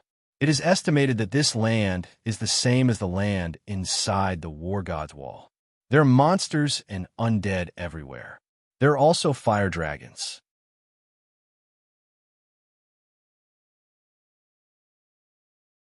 Chapter 948. Probably. Dean didn't deny it, as he had also noticed the situation. The entire attack on the War God's wall seemed to be controlled by the fire dragons. It was precisely because of this that he firmly believed that the fire dragons had wisdom that wasn't weaker than humans. But how could there be such a powerful race on Earth in just 300 years? Was it the alien race that was left on Earth? If the fire dragons were an alien race, then what was the giant demon race? And what was the origami that was called God by the kingdom of God? Dean felt that the alien race outside the wall should not be at the same level as the origami. Although he didn't see the power of the origami with his own eyes, but after controlling Sylvia, he read a lot of descriptions from some ancient materials. The power of the origami was beyond the abyss, and they were regarded as God. A corpse of the origami hiding inside the wall could deter extremely dangerous things. This was absolutely impossible for the alien race. Since there is an undead here, do you think there is someone living here? Jason looked at Dean with a bit of spirit in his eyes. Maybe if we can find a replacement undead, then we can prove whether there are survivors here or not. Dean didn't raise his head. He used his hand to pinch the arm, shoulder, and other parts of the undead. He felt the hardness of the bones inside. It had evolved to a relatively strong level. It was estimated that it had the fighting power of the pioneer level. If there was no parasitic soulworm, perhaps it would become a corpse king. How do you know that she is an undead from the previous era? Jason looked at him curiously. He felt that Dean seemed to know a lot of things that he didn't know. This was also the reason why Jason had been humble. This clothing is the style of the previous era. Dean didn't hide it. It was not a secret. You recognized the clothing of the previous era? Jason was surprised. He thought that Dean used some other method to distinguish it. Haven't you studied history? Dean glanced at him. It's always good to read more books. Jason smiled embarrassedly. I don't have time to read books. If I have time, I might as well think about how to hunt monsters. No matter how many books I read, I still have to rely on my fists to fight the monsters. That's because you're not far-sighted enough. Jason was speechless, but he felt that Dean's words were reasonable. He couldn't refute it. Everything they did now depended on Dean's knowledge. Even if they were from the abyss, they didn't know how to smelt iron ore. Although violence was the most direct way to solve the problem, but there were many problems that couldn't be solved by violence. If we encounter other zombies, they're not wearing clothes. How do we distinguish them? Jason asked modestly. This was a very critical question. Only a few undeads had clothes to cover their bodies. Most of the undeads had already worn off their clothes after years of fighting and living in the jungle. Like beasts, they only relied on their tough skin to resist external attacks. By feeling, Dean interrupted. Jason was silent for a moment and suddenly thought of something. He grabbed the head of the female undead and handed it to Dean. Look, what is inside her head? Cold crystal? Cold crystal? Are you talking about soul crystals? Yes. Look at the soul crystals in her head. Jason said mysteriously. Dean saw his appearance, and his fingernails slightly protruded. The calcium, transparent nails suddenly turned black, like a sharp dagger. With a slight cut, the head in his hand was cut open. Suddenly, a large amount of red jam-like material flowed out from inside, exuding a strong stench like magma. It was very hot. When it dripped on Dean's palm, it felt like boiling water. Dean frowned slightly, shook off the blood on his palm, picked up the hair on the head, and shook it. The blood inside flowed out along the incision and fell on the weeds under his feet. The weeds suddenly emitted light smoke, as if they were corroded. Clatter! Suddenly, a blood-red crystal slid down from the head along with the blood. The water in the blood was evaporated by this rose-like blood-red crystal, and white smoke kept floating. Soul crystal? Dean's pupil shrank. The diamond-shaped surface and size of this blood-red crystal were exactly the same as the cold crystal he saw. However, the color difference between the two was huge. The cold crystal was transparent with a touch of light blue, but this one was blood red, blazing like a flame. This soul crystal is completely different from the soul crystals we have seen before. The soul crystals we have seen are as cold as ice, but this one is as hot as fire. Do you think the soul crystals in the heads of other undeads are the same? Jason's eyes moved away from the blood-red crystal and looked at Dean. Dean was in a daze and didn't seem to hear Jason's words. After a long time, he slowly recovered. He saw that the temperature of the blood flowing on the ground had gradually decreased. It was not as hot as before and gradually returned to normal temperature. This phenomenon was the same as when he took out the cold crystal from the head of the undeads. When there was no soul crystal, the body and cranial tissues of the undeads would gradually return to normal temperature. One is ice, one is fire. Dean's thoughts were chaotic. He faintly felt that he seemed to have grasped some clues leading to the unknown, the most mysterious secret. Jason saw Dean's blank expression and finally had a feeling that the two of them were equal.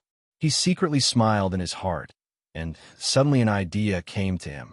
He asked, "Do you think we will have a reaction if we absorb this thing?" Absorb? Dean was silent for a moment. "I don't know, but we will die miserably." Jason sighed. This is also true. One is extreme ice, the other is extreme heat. The body will certainly not be able to withstand the two extreme energies in the body. But do you think we will also have a country here? Dean knew what he meant. When he saw the red flame soul crystal, his mind outlined a new world map. The kingdom of God controlled the cold crystal undeads, and there may be a new country outside the kingdom that controlled the flame soul crystal. In other places, there may be other types of soul crystals. Perhaps each type of soul crystal was controlled by a country. If this was the case, then the area of human forces in this post-disaster world was beyond his imagination. Originally in his imagination, after the disaster, human beings were curled up in a corner of the world, struggling at death's door. At first he thought that the giant wall was the gathering place of the last survivors of the world. Later he learned about the Empire. Now that he was out of the Empire, he suddenly found that there may be other countries outside. He didn't know whether his guess was correct or not, but the flame soul crystal and the fire dragon really made his imagination run wild. If I could see the whole picture of the world at a glance, it will be good. Dean sighed in his heart. Exploring step by step like this was like moving forward in the endless darkness. Although it was exciting, it was also tiring. If I find other undeads, I will bring them back for you to identify. Jason saw that Dean had nothing to say, so he no longer delayed. He stood up and returned to the forest where he previously collected firewood. Dean picked up the flame soul crystal from a blood. At this moment, the temperature of the soul crystal was not as strong as before. He suddenly thought of something. He raised the soul crystal and looked at the sun. Under the sunlight, the color of the flame soul crystal became more and more delicate. But in the depths of the blood-red soul crystal, there seemed to be a faint shadow, like a small worm, fixed inside. Sure enough, there is. Dean's eyes flashed slightly. After thinking for a moment, he used the splitter to cut the soul crystal. The hardness of the soul crystal was extremely high, comparable to a diamond, but the sharpness of the splitter was more magnificent. Under the rapid friction back and forth, the soul crystal was quickly cut in half. Inside, a blood-like mucus suddenly flowed out. It was relatively hot. In this mucus, there was a small worm the size of an ant. It seemed to be dead. Along with the blood-red mucus, it was motionless, without any life reaction. Dean picked it up with his fingernails and looked at it. This small worm was smooth, like a very small earthworm. There was nothing special about it. He repeatedly observed it, but still couldn't see anything strange, so he could only give up. There may be such a small worm in other soul crystals, but how can this thing be dead? Is it because I cut the soul crystal? Or is it just an embryo? Dean suddenly felt creepy as he thought of this. What were these undeads born for? If the virus that infected them was deliberately created, then what was the purpose? Dean was lost in thoughts for a long time. It was not until Zaxi called him for the third time that he recovered. The temperature of the furnace was high enough. There were signs of iron or melting inside. Dean immediately put away his thoughts and jumped in front of the underground furnace to check the degree of smelting iron ore. He prepared the stone pot, stone hammer, and other tools. He was ready to forge the first ironware. Dean's requirements for the first ironware were not high. He wanted the purity to reach the farmer's whole level. Then he would use the ironware to manufacture and smelt it. Then he would be able to greatly improve the purity of the subsequent iron. Time flew. 3 days passed in the blink of an eye. The underground furnace was constantly burning. It had smelted a complete set of large ironware tools and several sets of iron models. The progress was very fast. In the past 3 days, Jason had brought back 6 undeads while he was collecting firewood. All of them were naked. The degree of body mutation was relatively large. Some of the undeads were hard to see as human. Their bodies were protruding with sharp bone spurs, sharp teeth, and monster-like hair. Some of them even had 7 or 8 eyeballs on their faces. It was very terrifying. Even Dean couldn't identify whether these undeads were from the previous era or survivors of the disaster. The soul crystals, taken out of the walking corpses' heads, were all scarlet red blaze soul crystals without exception. In his spare time, Dean caught 2 small monsters on the plane and used surgery to embed the flame soul crystal into their bodies. Through experiments, Dean found that directly embedding the soul crystal into the monster's body did not have any effect. Instead, the place where the soul crystal was embedded would gradually decay, necrosis, and grow malignant tumors. So he implanted the unknown worm in the soul crystal into the little monster's body. It didn't take long for the little monster's body to change, and its physique was greatly improved. When Dean slaughtered the little monster, he found that this ordinary little monster had turned into a named monster with a parasitic soul worm in its body. This amazing discovery surprised Dean. He didn't expect that the little thing in the soul crystal was actually the larva of the parasitic soul worm. He suddenly thought of the record in the Empire's Monster Encyclopedia. He felt a chill all over his body. Obviously, God's kingdom had long known this secret. Those monsters with magic marks were called named monsters. Why was it called named? The word named seemed to have explained the reason. Perhaps these monsters were experimentally produced by God's kingdom, which gave them a new life and a new name. Why did God's kingdom create these named monsters? Was it just to use these things to cultivate magic marks warriors? Dean thought of Sylvia's Witcher family. They were fighters before the arrival of the magic marks warrior era. They used the bodies of monsters to mix with humans to create half-human, half-demon monsters. However, this experiment gradually came to an end and withdrew from the stage of history. It was replaced by the more glorious and popular magic marks warrior evolution method. Today's Abyss, and even the Lord of the Abyss, all relied on magic marks. But what about the king above the Abyss? Dean suddenly felt a little confused. He didn't know if the ultimate goal of using magic marks to evolve was to become the Lord of the Abyss. Would this be a wrong path? He felt that his thoughts were in a mess. There were too many things that he couldn't sort out. So many of his inferences and guesses were likely to be wrong or had other explanations. He slowly gave up his clueless guesses and continued to devote himself to industrial manufacturing. The purification of iron ore was very smooth. A lot of copper ore was also extracted and made into brass and copper wire.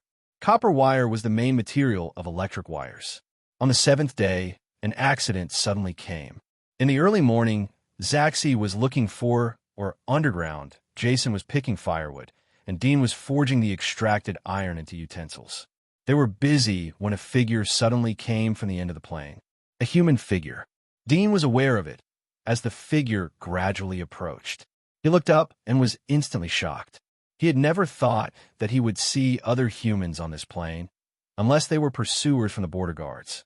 But there was a human standing in front of him. Moreover, it was a girl of 14 or 15 years old. She was wearing primitive linen clothes, but her skin was white. She had bright eyes and white teeth. She looked very clean and beautiful. She had a ponytail and looked lively and cute. At the moment, she was also surprised to see Dean and the other two.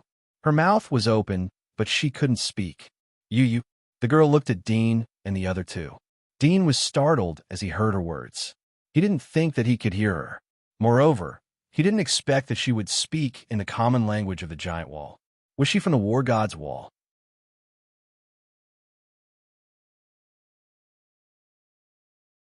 Chapter 949.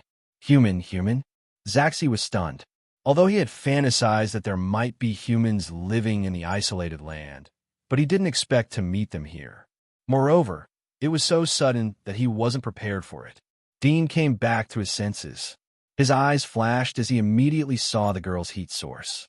She was only at pioneer level, but there wasn't the slightest murderous aura around her. It was as if she was just a little girl from an ordinary family. Whoosh! Jason's figure flashed and blocked the girl's retreat. Who are you? Why are you here? The girl didn't seem to feel his killing intent. She looked at him in surprise. Who are you?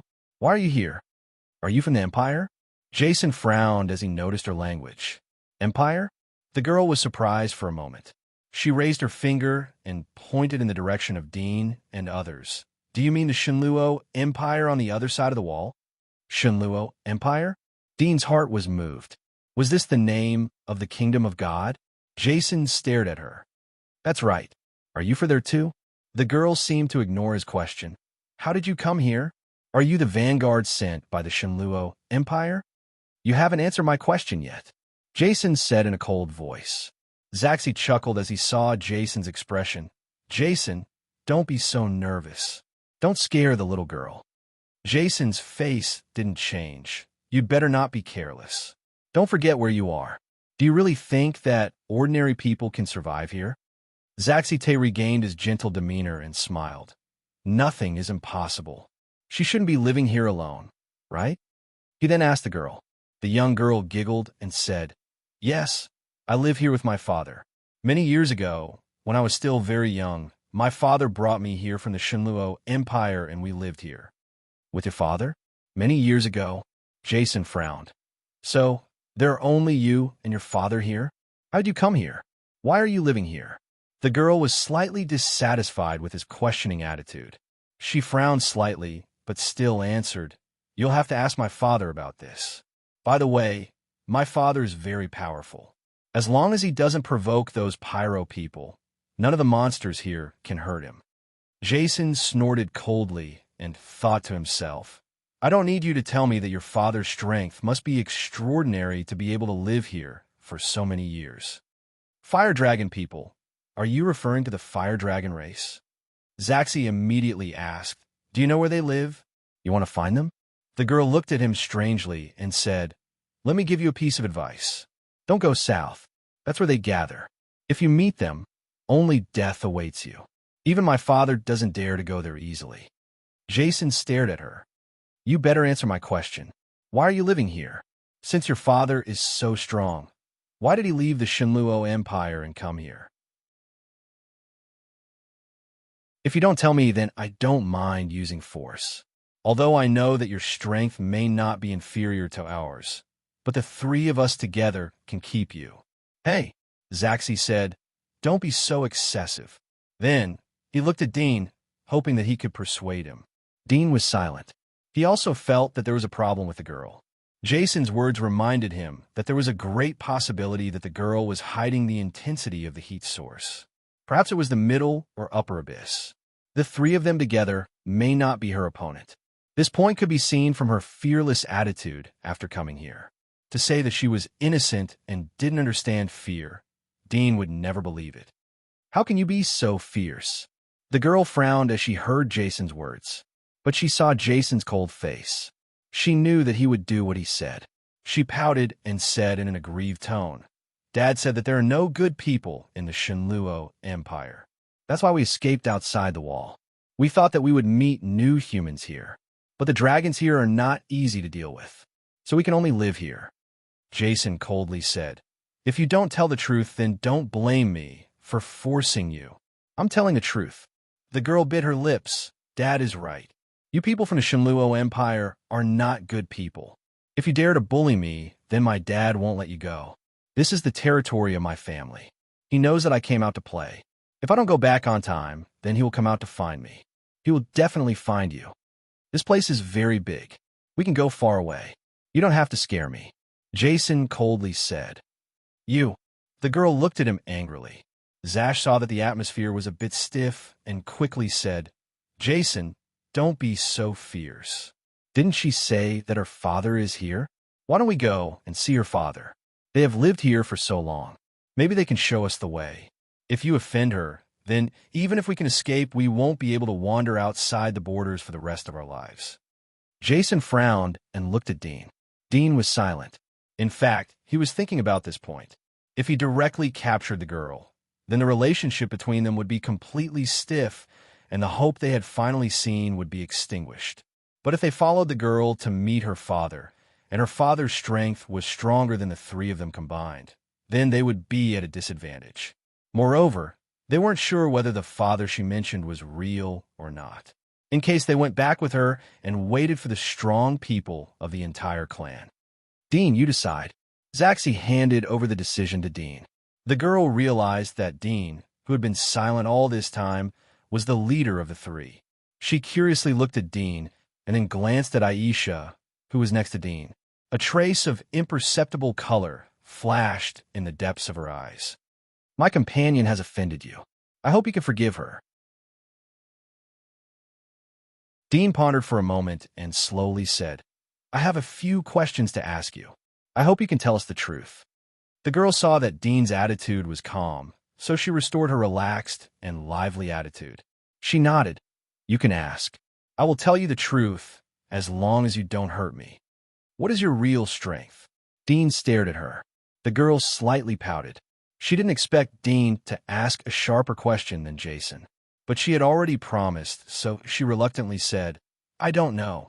I just heard from my father that I should be regarded as the abyss of the Shinluo Empire. Abyss?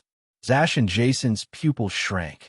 Although they had expected it, they didn't expect that the petite and lively girl would be as strong as them. Dean's eyes narrowed. The abyss is divided into several levels. Which level are you? Several levels? The girl was surprised. Really? Dean stared at her for a moment. He couldn't tell whether she really didn't know or she was deliberately lying. His heart was not sure, so he simply skipped it. If he continued to ask, it would become a forced confession. Although what he was doing now was a forced confession, at least he could save face. So he asked again, What level is your father? The girl shook her head. I don't know either. In any case, my father is stronger than me. He can kill many monsters that I can't defeat. If it's as you said, that the abyss is divided into several levels, then maybe my father is the strongest level. Dean was silent. When the girl said that she was an abyss, he knew that her father was most likely an upper abyss, or even abyss master, so the girl shouldn't be lying. Zaxi and Jason looked at each other with complicated expressions. The girl was already an abyss, and the very powerful father she mentioned was naturally an even more powerful abyss. Fortunately, they did not force her. Otherwise, if they really caught the girl, they would not be able to stay here anymore and would have to change places. After a brief silence, Dean asked a few more questions. What's your name? My name is Dana. Dad said that I'm a flower that will never wither. What do you do for a living? Hunting monsters. There are also some plants that we can eat. What do you rely on to improve your strength? Dad said that the insects in a monster's body are called soul worms. Are you the same? Dean didn't answer but stared at her. Have you eaten human flesh? Dana was stunned. She shook her head and said, How is that possible? There are monsters everywhere here. We can't eat the flesh of those corpse-like humans.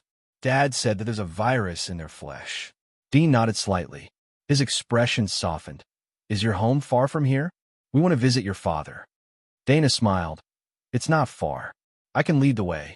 Dad hasn't met people from the Shinluo Empire for a long time. He will be very happy to see you. I hope so. Dean smiled as he picked up the luggage and backpack from the ground. He looked at Jason and Zash. You should also pack up and get ready to go. Jason and Zash were stunned. They didn't expect Dean to make a decision so quickly. Jason wanted to say something, but didn't. He knew that Zash was biased, so it was useless to say anything. Are we going now? Zash was stunned as he saw Dean ready to go. Shouldn't we pack up the things here? It won't be too late to pack up when we come back, Dean said as he picked up the luggage and walked towards Dana. Zash was speechless. He wanted to say that it wasn't easy for the underground furnace to reach this temperature, but he saw that Dean was already in front of Dana. He knew that it was useless to say anything. He picked up his luggage and backpack.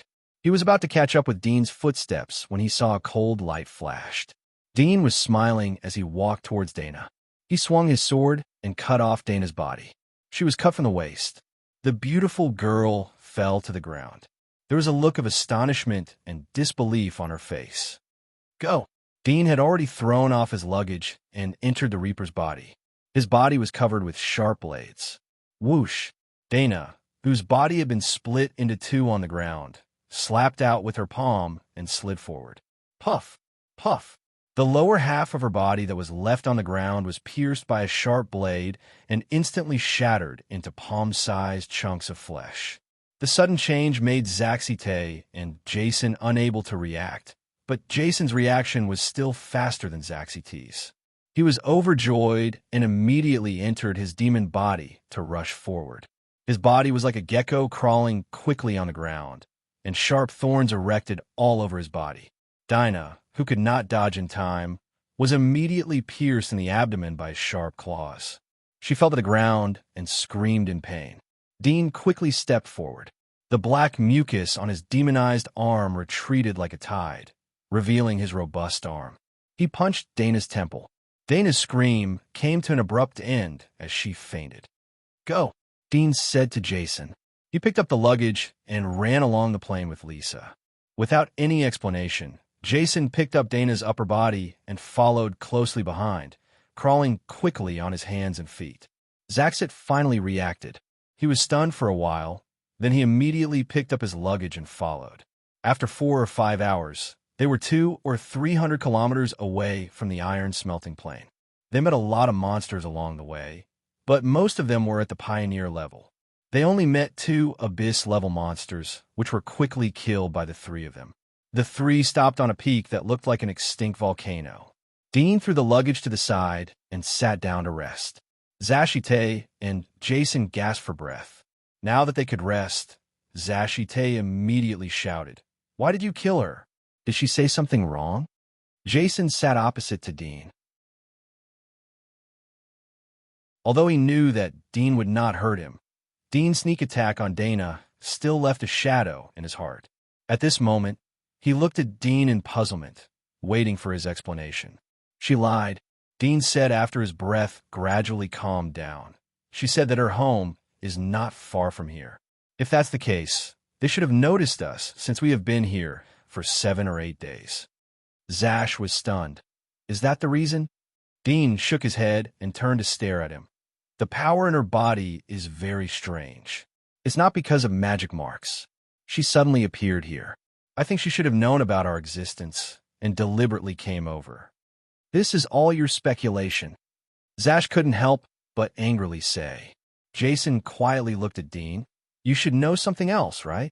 Dean looked at him, slightly silent. "What else?" Zaxi looked at Dean anxiously. Dean's eyes fell on Dana's body on the ground. "Take off her clothes and wake her up." "You." Zash stared at him.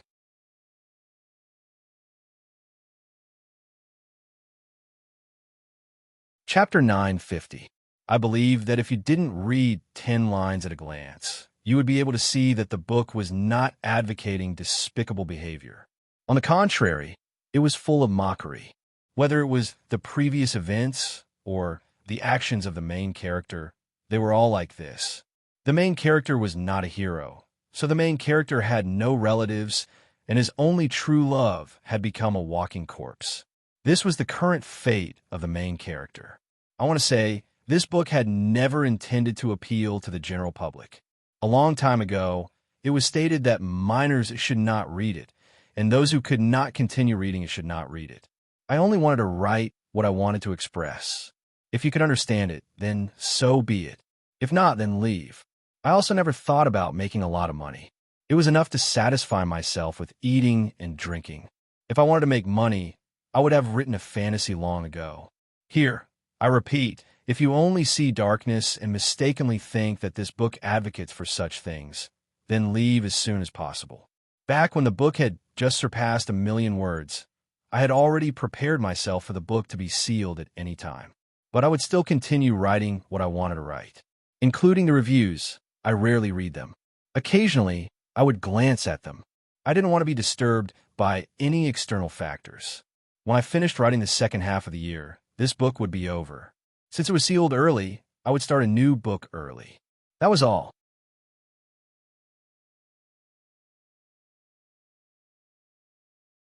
Chapter 951. Pain, abuse, cutting flesh, crawling insects. Jason's torture methods were very professional. He tried all kinds of torture methods. He knew that pain alone wouldn't make Dana surrender. So he chose to use various methods to find Dana's weaknesses, the thing she feared. Dana didn't fail to live up to her identity as an abyss level. Her willpower was exceptionally strong. Not only did she not confess, she didn't even beg for mercy. But Jason's methods were not limited to these. He killed Dana's sleep and weakened her willpower. The torture didn't last overnight. Dean moved his position after a day on the peak of the extinct volcano. He didn't want his whereabouts to be leaked. Dana was tortured all the time. She couldn't sleep at the same time. She was seriously injured. She was exhausted due to continuous insomnia. She looked weak and haggard. It seemed that she would die at any time. When the 5th day passed, Zaxi couldn't wait any longer. He came up with some ideas, hoping to open Dana's mouth faster. Although he didn't approve of Dean's attack on Dana, but now he hoped to get some useful information from Dana's mouth. Half a month passed in the blink of an eye. Dinah, who hadn't slept for half a month and was constantly subjected to the resplendent light, was already on the verge of collapse. During this period of time, she had suffered all kinds of torment that ordinary people couldn't even imagine. Poisonous insects crawled all over her body. Needles were used to pierce her eyeballs and carve words on them. Flames were used to burn her wounds, and all sorts of obscene and filthy things happened between her and her father. If it was anyone else who had suffered so much, they would have long since collapsed and lost their sanity. Dean admitted that he couldn't bear so much pain and torture. He felt that he was far less than Jason and Zashi in terms of abusing people. Most of the torture he had seen and heard happen in the Thorn prison, but it was only a small prison in Sylvia. Although it was dark and hopeless, the prisoners were all physically tortured. Dana, on the other hand, suffered both physical and mental blows.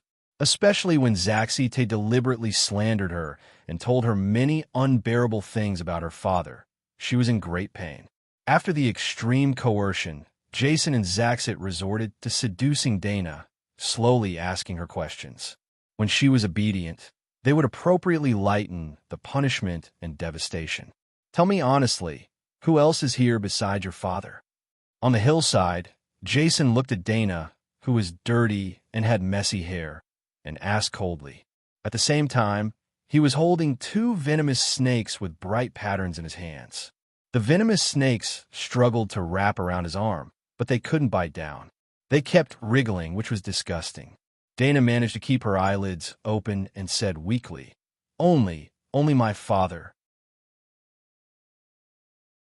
Jason coldly snorted and hung 2 poisonous snakes around her neck.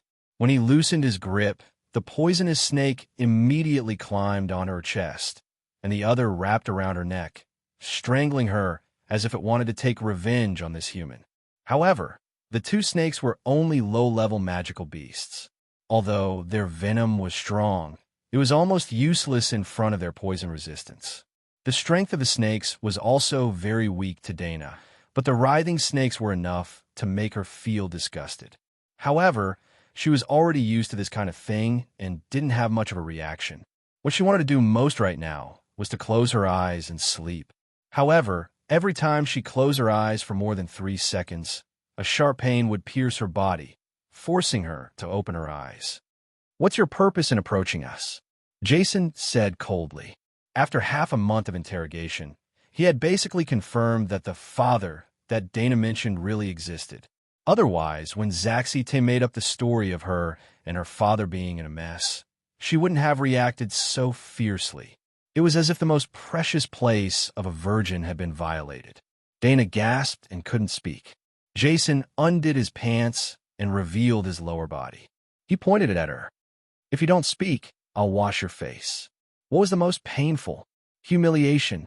Jason had humiliated her in every possible way, from her body to her soul. He had trampled on her dignity, made it worthless, slandered the things she cherished, and played with her body, which had never been touched by the opposite sex other than her father. Dana was already numb to it. She even felt that death was heaven, but with Zaxite and Jason taking turns to look after her, she couldn't commit suicide. At the moment, Jason's body was exposed in front of her. If it was in the past, she would have already blushed. But at this moment, There was only humiliation, pain, and slightly powerless anger. In the silence, the warm liquid drenched her body, and the pungent smell almost made her faint. Her body trembled slightly, and when the liquid was all over, she gritted her teeth and said, "What did I do wrong?" Jason frowned but didn't answer her. No one could answer this question. Compared to the torture she had suffered, no matter what she had done wrong, she shouldn't have to endure such a painful life. But life wasn't mathematics. 1 + 1 = 2. When the result comes out, the process is the truth, even if you can't accept the truth. Zaxite and Dean were sitting and resting. They looked at Jason's actions. Although they felt that it was a bit excessive, they tacitly didn't speak to stop him. Dean suddenly discovered that when you undo a bad thing, you'll become a devil. In the blink of an eye, 3 days passed. Dana finally collapsed. Tears fell like rain as she answered all the questions that Jason had asked.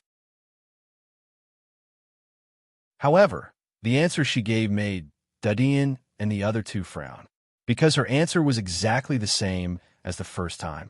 She had come out to wander and met Dean and others. She lived with her father in the underground base that was 100 miles away from the plane. Her father was much stronger than her. She didn't know the specific level, but she said that her father was a very smart person. There were many machines in their residence that were made by her father. She and her father had lived here for many years. She wanted to go back to the war wall, but her father stopped her every time she mentioned it. She had seen the fire dragons, but didn't have any dealings with them. She only knew that the fire dragons camp was in the south. The double magic marks in her body were implanted by her father using the machinery that her father had made. She didn't say that her father's magic marks were his. She stubbornly resisted Jason and Zaxite's repeated torture until her spirit collapsed. She became a madman who could only giggle. Jason and Zaxite thought that she was pretending to be stupid and told a lot of dirty and despicable things. However, she still giggled as if she was listening to a book from heaven. Your father is a despicable villain, dirty and shameless. If so, then smile for me. Ha ha ha. Come on, open your mouth and hold this. Ah. Apart from screaming in pain, Dana only knew how to giggle. Even when Jason rubbed his penis on her face, she still giggled foolishly. Dean couldn't stand it anymore. Jason and Zax's interrogation methods were more despicable than he had imagined. But he didn't stop them, as it would be futile to say anything. His heart was soon replaced by a new idea. He thought that if Dana was crazy, would she speak the truth? How could he make her speak? Dean told his thoughts to Jason and Zaxite. Their eyes lit up as they felt that the crazy Dana might be easier to interrogate than before. So they tried various methods. From torture to candy temptation, it proved that the effect of pain on a crazy person was far less than candy temptation. Pain was meaningless when it didn't bring fear. Dana slowly learned to nod under the comfort and temptation of the two. She slowly learned to communicate from a fool. However, after a few days, when Jason asked all the questions again, the answers he got were still the same as before. Jason, Zaxite, and Dean couldn't accept the result. They had to admit one thing. Maybe they were really wrong. Dana didn't intend to deceive them from beginning to end. It was all because of their suspicion. Realizing this point, the three immediately realized their despicable behavior. They suddenly felt that they despised themselves. However, this feeling was only temporary and soon faded away. People were always quick to forgive themselves. What should we do now? Jason asked Dean. Zaxite looked at Dean. There was dissatisfaction in his eyes. I've already said that your guess is just a guess. Why can't you think about the good side of things? Why do you think of others so sinister?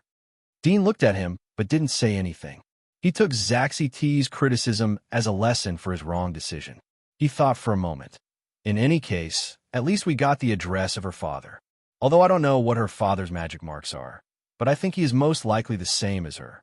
It is very likely that he has double magic marks and has the ability of 2 soul worms. Zaxite snorted coldly. So what if we know this? If we followed her back, we might have already gotten a clue from her father about how to sneak back to the God of War Wall and return to the God of War Wall. We wouldn't have to live in fear in this godforsaken place. At this point, he couldn't help but spit out a mouthful of saliva and cursed in his heart. Jason saw that there was a smell of gunpowder between them. It is useless to talk about it now. Let's think about what to do next. In my opinion, her father should have searched everywhere since she has been missing for so long. It won't be difficult for him to find the plane where we smelt steel. He will be able to recognize us by collecting our smell. So even if we disguise ourselves as passers-by, it will be useless. We can only follow Dean's words and take down her father. Do you still listen to him? Zaxite raised his eyebrows. Jason glanced at him. Now that things have come to this, if we fight amongst ourselves, our chances of survival will be even slimmer. Zaxite's eyes were gloomy. He wanted to say something, but in the end he suppressed his anger. He knew that it was not good for him to fight with Dean at this time. Whether Jason was on his side or not, Dean's strength was enough to defeat both of them. The enemy is in the light while we are in the dark. Since we know the address of her father, we should prepare a sneak attack. Dean calmly said. Jason frowned. Do you have a plan? It is too difficult. Moreover, her father has double magic marks. It is difficult, but there is still hope. Dean said. Zaxite coldly snorted. Even if you were a middle abyss, but both of us are lower abyss. Can the three of us fight against the Lord of the Abyss? Even if her father is an upper abyss, he is enough to kill us easily. Not to mention a more powerful existence. We are indeed at a disadvantage, but we also have advantages. Dean ignored his tone and calmly said, Don't forget that we have the chips in our hands. Moreover, we have two key advantages. What chips and advantages do we have? Zaxite asked. Dean raised his hand and pointed at Dana, who was on the ground. That is our chips. As for the advantages, I said that the enemy is in the light while we are in the dark. That is the first advantage. The second advantage is that Jason said that her father might have collected our scent and followed it. This is one of our advantages. We can use our scent to lure him into the trap. Jason and Zaxite were startled. Zaxite put away the dissatisfaction in his eyes as he seriously looked at Dean. I didn't expect that would be an advantage in your eyes. Jason opened his mouth and sighed softly. I was worried that our scent would be exposed and make things even more difficult. According to what you said, it is indeed a great weapon. Yes. Zaxite nodded. Although he was still unwilling to admit that Dean made a mistake and missed the opportunity to return to the wall, he had to admit that Dean was right. Why do you say that she is the chips? Jason asked. Are we going to use her to hold her father? Of course, it's not something as stupid as taking hostages. Dean shook his head. We can use her hand to hurt her father. No matter what, her father won't guard against his daughter. Both of them were startled. They looked at Dean. There was a trace of fear in their eyes. The youth who looked much younger than them was not only ruthless, but also insidious. Fortunately, he wasn't their enemy. How can we make her attack her father? Zaxite thought. Is it training? Dean shook his head and interrupted. Let's talk about this later. We have been here for a long time. Let's move to another place. We'll take our time. Both of them didn't ask any more questions. They packed their luggage and set off.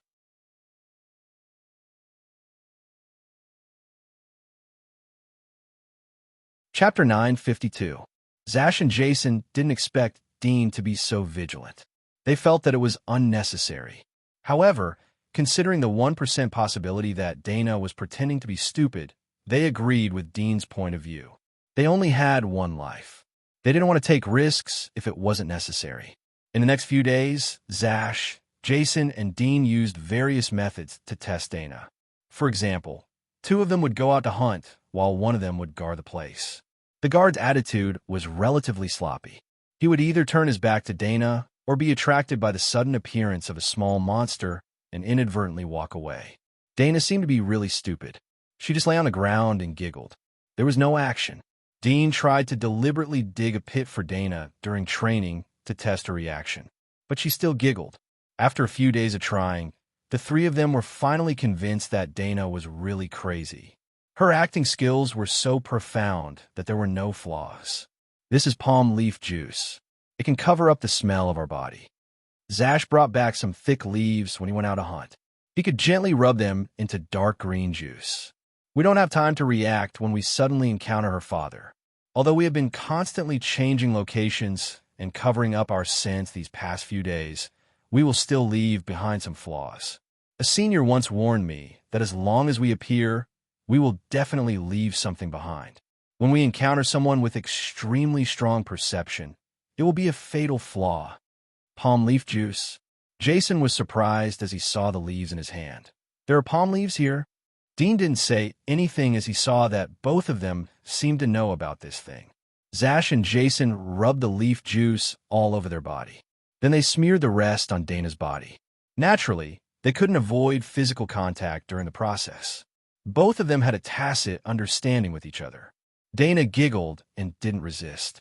Even when they touched the sensitive parts of her chest, she let out a soft groan. It was very tempting.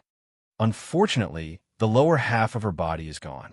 Jason felt slightly regretful. Zash smiled but didn't say anything. Although they weren't tempted by beauty, but after all they were men. Dean glanced at Zaxit. Zaxit was trying to stop Zaxit, but now he seemed to be enjoying it. It was like a person who had done a very bad thing. He didn't feel any shame when he did some petty things. After applying the palm juice, the three of them changed their location again. After half a month of exploration, the three of them discovered that as long as they stayed close to the war god wall, they wouldn't encounter too powerful demonic beasts. If they went deeper, they would encounter more dominator rank demonic beasts and overlords. They might even encounter abyss beasts, as well as 2 or 3 abyssal clan beast packs. In the blink of an eye, 5 days had passed. The three of them changed their positions many times, staying in each place for no more than a day. Along the way, they used all kinds of leaf juice, soil, and the hair of the monsters they peeled to change the smell. In addition, Jason also told Dean and Zashi about a secret recipe to eliminate the smell. It was to mix the blood of the monster with ashes. He also had a special bottle of ash powder that he brought with him. He mixed it with water and stirred it into a pulp. Then he smeared it all over the body to seal the pores and minimize the spread of the smell. "Come, tell me, kiss Daddy." "Pa, pa, pa." Dana giggled. Jason, who was training her, smiled. "How to kiss?" He handed a blood-stained monster's leg to her. Dana giggled and bit down hard, tearing off a large piece of flesh. She giggled and said, "Kiss, kiss Daddy, good girl." Jason patted her head to show his appreciation. Dana's face was as happy as a cat's, and she enjoyed his touch very much. Jason pointed to a venomous python that had been hunted. "That's Dad. Daddy, Daddy." Dana's reaction was a bit slow. She turned her head and saw the dead poisonous python on the ground. A silly smile slowly appeared in her eyes. Her arms suddenly pushed off the ground, and she quickly leaped over, hugging the poisonous python. She opened her mouth and fiercely bit it, tearing off a piece of flesh. Her voice was muffled as she giggled foolishly. "Dear father, father, good girl." Jason smiled even more contentedly and stroked her head. Dana's face was filled with obedience as she leaned into his embrace. Zash and Dean were sitting on the stone next to Jason. Zash looked at Dean as he saw the excellent results of Jason's training. Will it really work? What if his father has a strong poison resistance? Then we can only blame our bad luck. Dudian shook his head. His sneak attack was to hide the venom in Dana's 2 molars. When she bit, the venom would be injected into the body of the bitten target, just like a poison monster. Will your poison really work? Zaxite was still unsure. It can directly poison the abyss, so it should be a relatively poisonous venom. If we can find something more poisonous, then it could be used as a substitute. Dudian said. The poison in his body was a mixture of the venom of the ice dragon and other monsters. There was also the poison of the poisonous dart frog. This poison had made the ruler of Sylvia lose his ability to fight. Now the effect of the poison had soared. It wasn't difficult to poison the abyss, but the magic marks had a high resistance to the poison. Even the abyss was immune to the poison, so the effect would be greatly reduced. But there was also an advantage. Usually people with strong resistance would have defensive-type magic marks. It meant that their perception and attack ability were slightly inferior. They had been changing positions for so many days, but Dana's father hadn't caught up with them. It showed that her father's perception wasn't strong. If it was me with double magic marks, then I would choose perception and attack, or attack and defense. His father should be like this. Dean secretly thought. His eyes flashed as he glanced at Zashi, who was next to him. There was a glimmer of light in his eyes.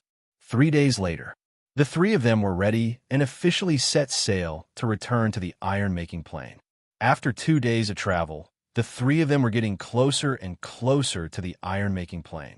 There were no clouds in the sky, and the stars were shining brightly.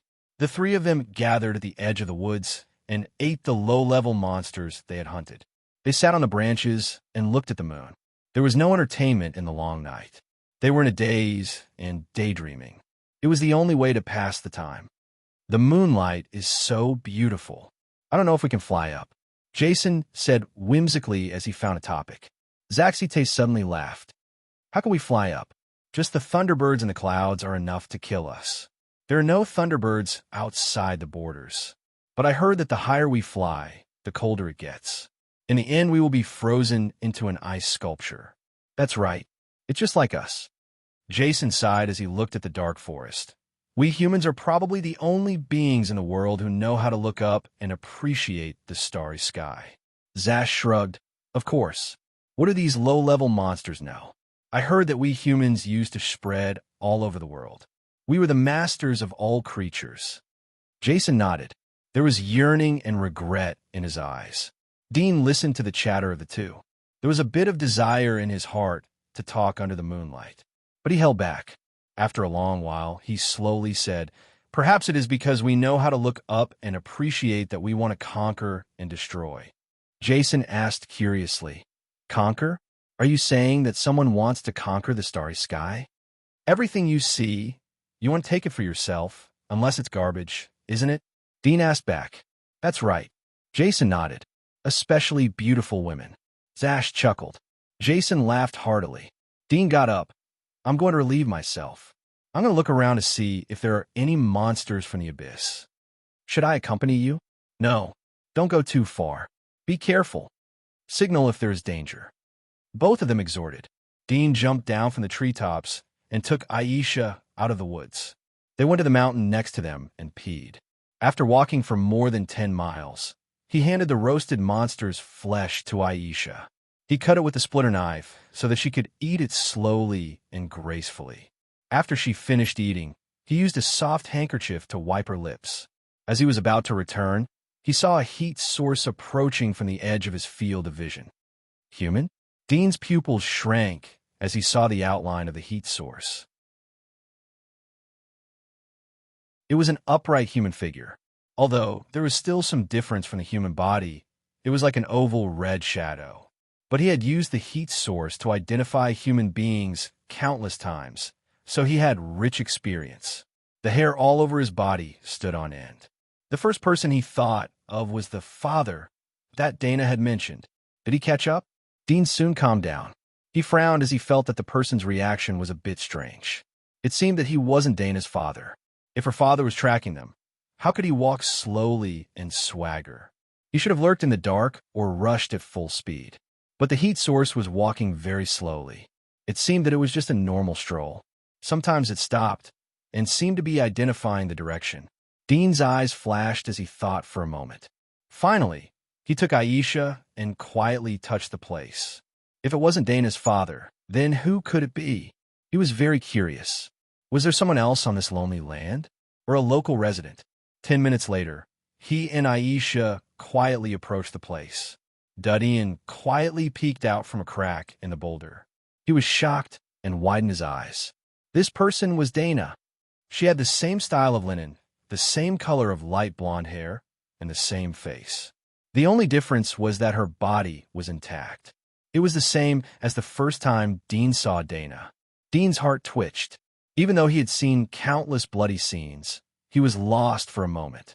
He felt that he had seen a ghost. Wasn't Dana with Zaxit and Jason? Wasn't her waist cut off by him? Wasn't she crazy because of their torture?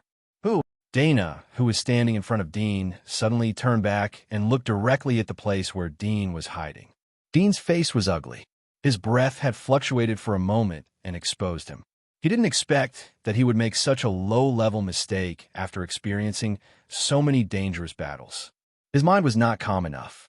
Perhaps he felt guilty and ashamed of torturing Dana, so he had such a big reaction.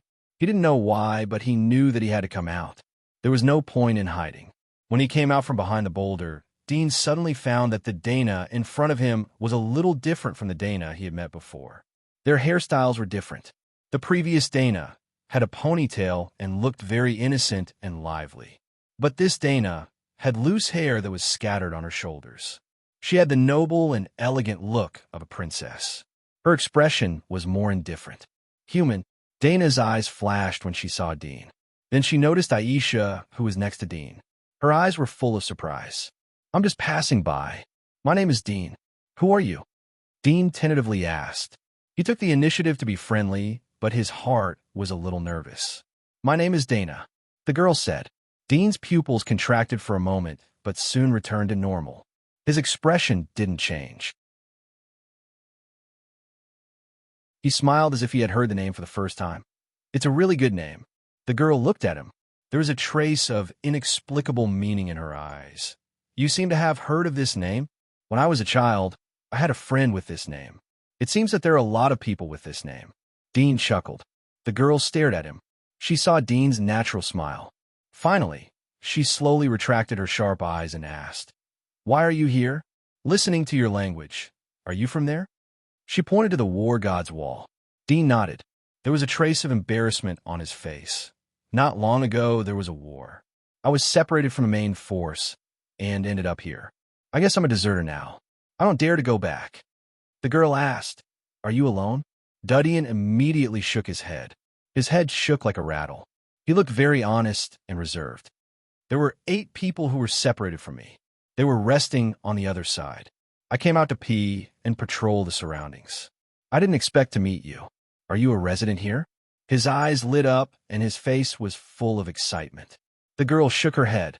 "I'm the same as you. I came from the other side of the wall, but I've lived here for a long time." "A long time?" Dean was surprised. "Can you live here? Aren't there fire dragons hovering here?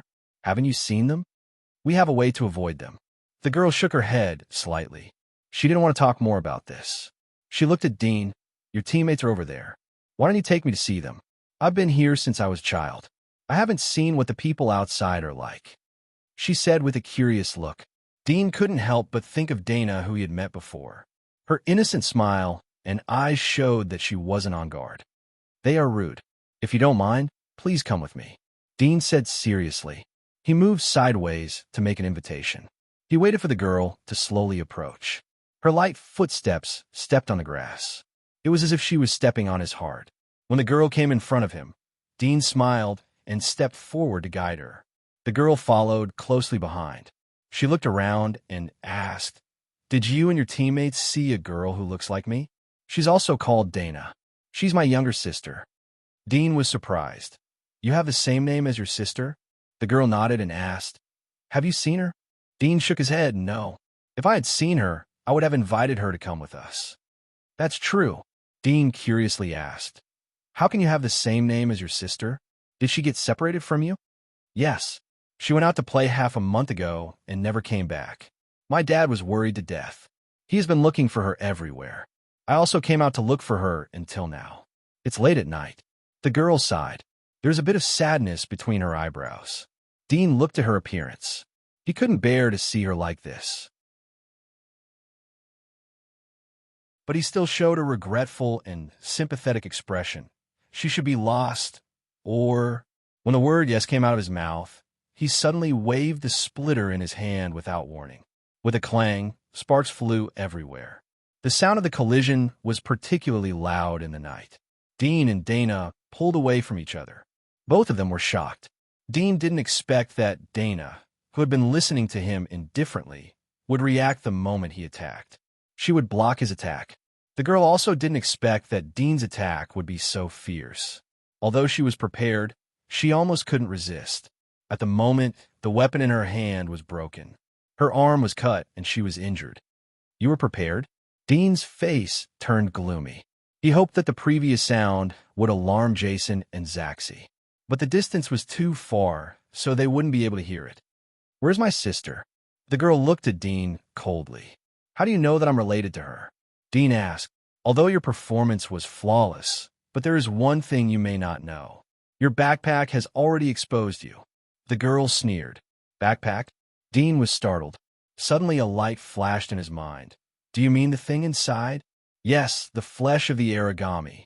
The girl said in a cold voice. My dad detected the reaction of the flesh of the origami not long after you came to the plane. But he was in the middle of the experiment and couldn't get out. So he asked my sister to come and take you back. I didn't expect her to fall into your hands.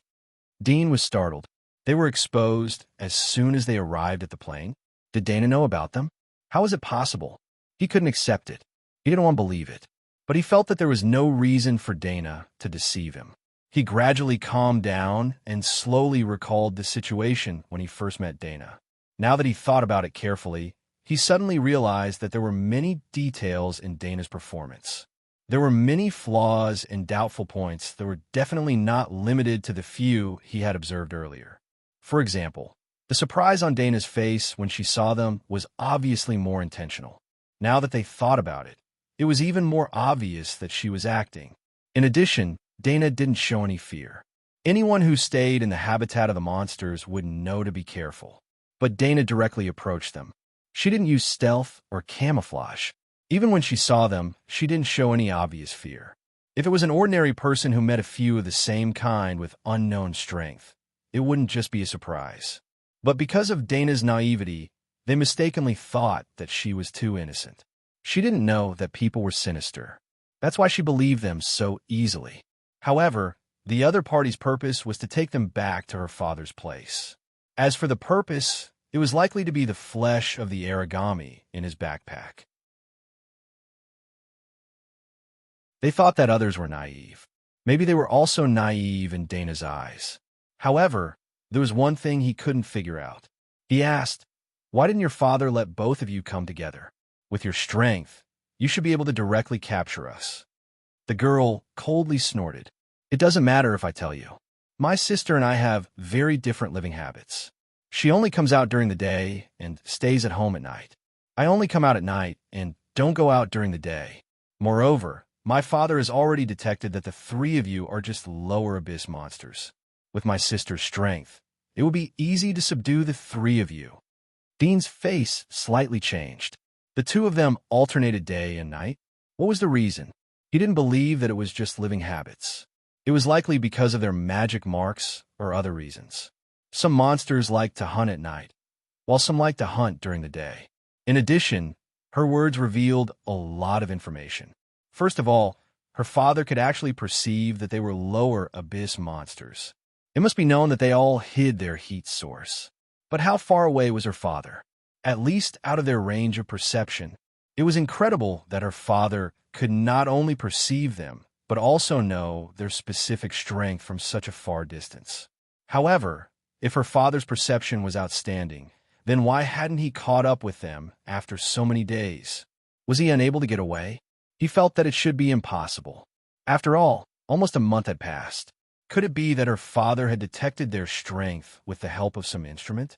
Dean noticed that she had said, detected the reaction of the flesh and blood of the origami. Although the meaning of detection and perception was similar, Dean felt that they were two different things. In his opinion, perception only represented the ability of the body. Detection not only included the detection of instruments, but also the detection of the body. If it was an instrument, then it could explain why her father couldn't track them. However, this also extended to another piece of information. That was, her father had very sophisticated equipment, and the technology content was extremely high. As he was thinking about the pros and cons, he was suddenly shocked, and his face turned ugly. He glanced in the direction where he came from and saw Jason and Zaxi, as well as the crazy Dana. In the previous repeated interrogation, Jason naturally asked her whether she approached them with a purpose or whether it was an accident. But Dana's answer was no. From beginning to end, her answer didn't change. so much so that the interrogators believed that she had completely confessed.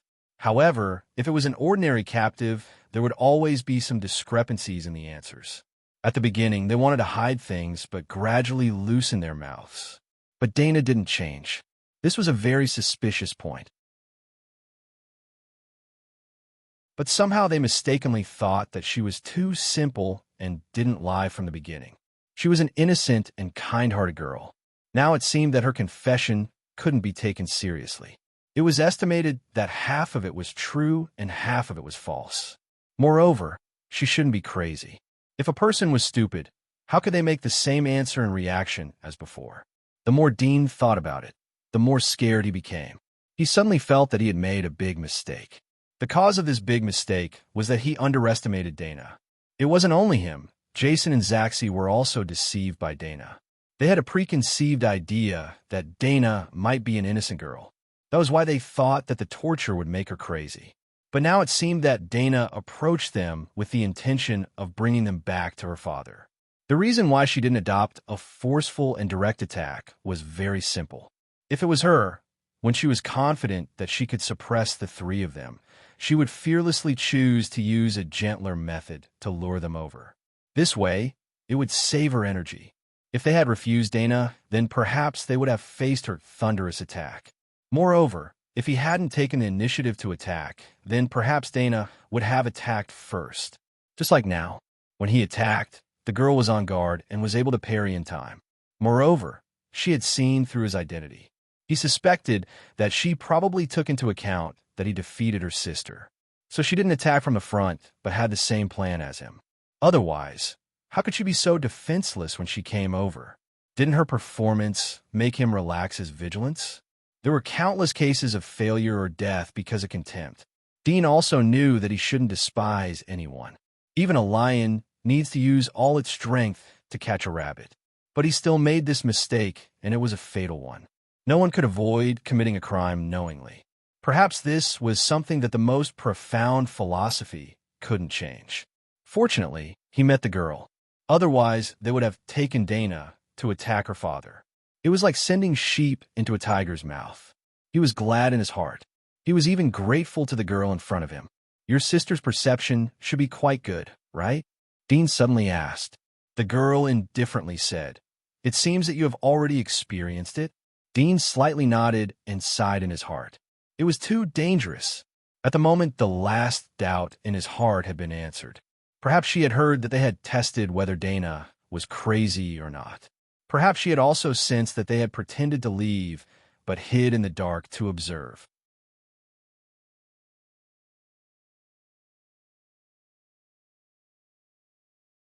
Chapter 953. With my sister's strength, it's easy for her to deal with you lower abyssals. What despicable means did you use to make her fall in your hands? The girl said coldly. Dean indifferently said, Didn't you personally experience the despicable means used? So that's how it is. The girl thought of Dean's sneak attack, and the coldness in her eyes intensified. Since that's the case, get ready to be buried with her. After that, dark red mucus slowly emerged from her body, like extremely thick plasma, and slowly covered her snow-white arms, neck, and other positions. Dean saw that the appearance of the dark red mucus was very similar to the appearance when they entered the devil's body. However, he didn't see the girl use a hunter's tool. The mucus seemed to gush out from her pores. As the mucus covered her body, her limbs slowly changed and mutated. The petite, lowly body became more and more ferocious and strange. Her pale blonde wavy hair was also slowly covered by the mucus and became like a helmet. At the same time, the ends of her hair split into 6 or 7 strange sharp horns. Dean was convinced that the strange mucus was the same substance as the demon hunter, and it promoted her to enter the complete state of the demonic body. He didn't dare to be careless. The split blade in his hand melted and quickly covered his whole body. Sharp blades protruded out, revealing a ferocious posture like a tyrant. The sharp blades all over his body reflected cold light, as if they could cut off his sight. Both of them completed their demonic bodies almost at the same time. Dean looked at the girl. At this moment, She didn't have half a human appearance. Her body was towering, and the legs and hips of her lower body were lying on the ground like a scorpion, splitting into 7 or 8 sharp claws. The skin on the abdomen of her upper body was snow white, but this kind of white was not the delicate skin of a human. It was like a layer of fish scales or gelatinous skin, extremely smooth. On this extremely smooth skin, there was a faint face, and the outline was similar to the girl's.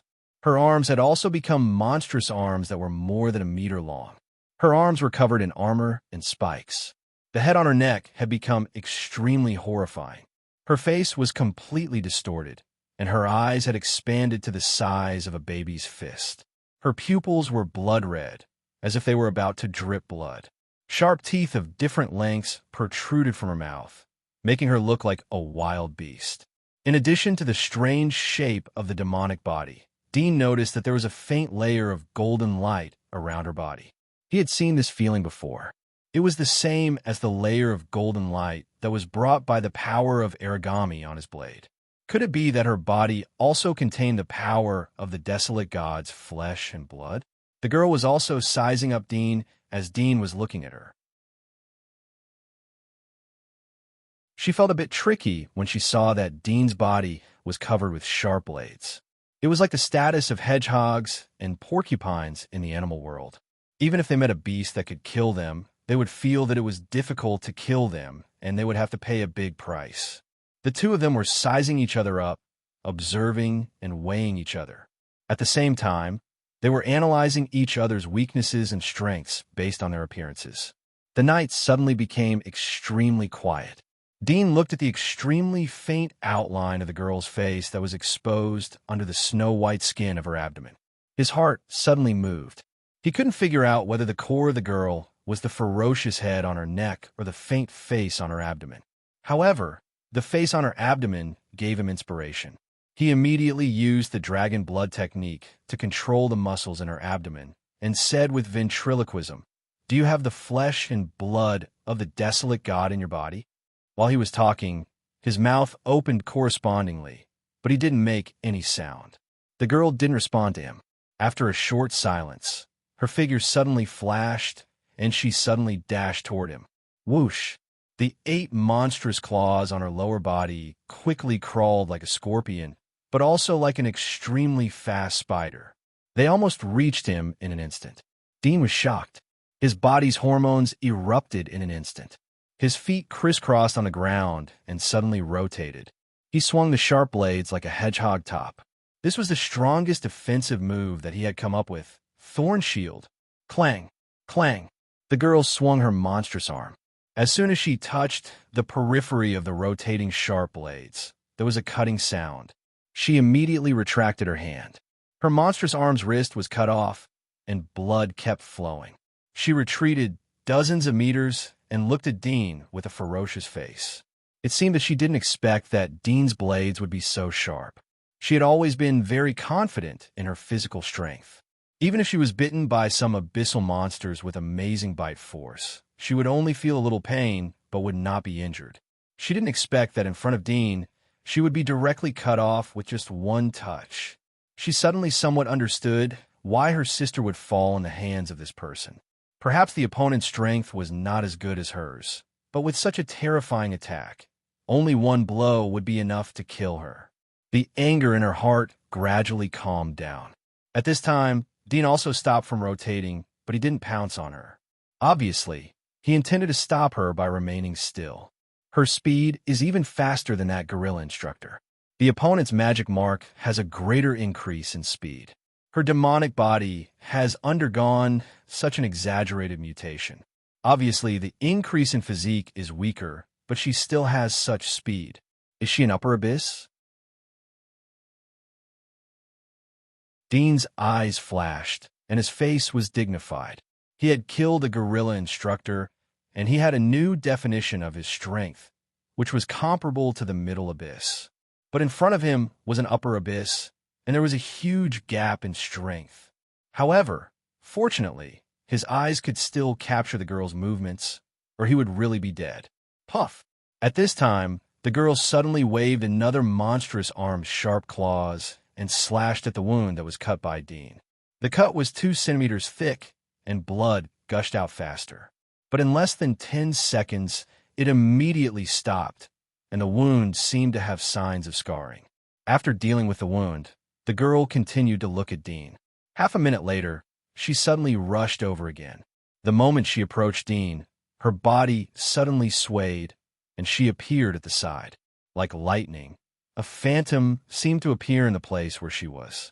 Dean immediately used the thorn shield again to defend, and the rotating blade had 360 degrees without any dead angle. The girl was about to attack from the side, but when she saw that Dean had successfully released the thorn shield, she immediately jumped back. Her violent face became more and more ferocious. Suddenly, she opened her mouth, and her cheeks bulged like a toad. Her cheeks were bigger than her whole head, and then she suddenly spat out.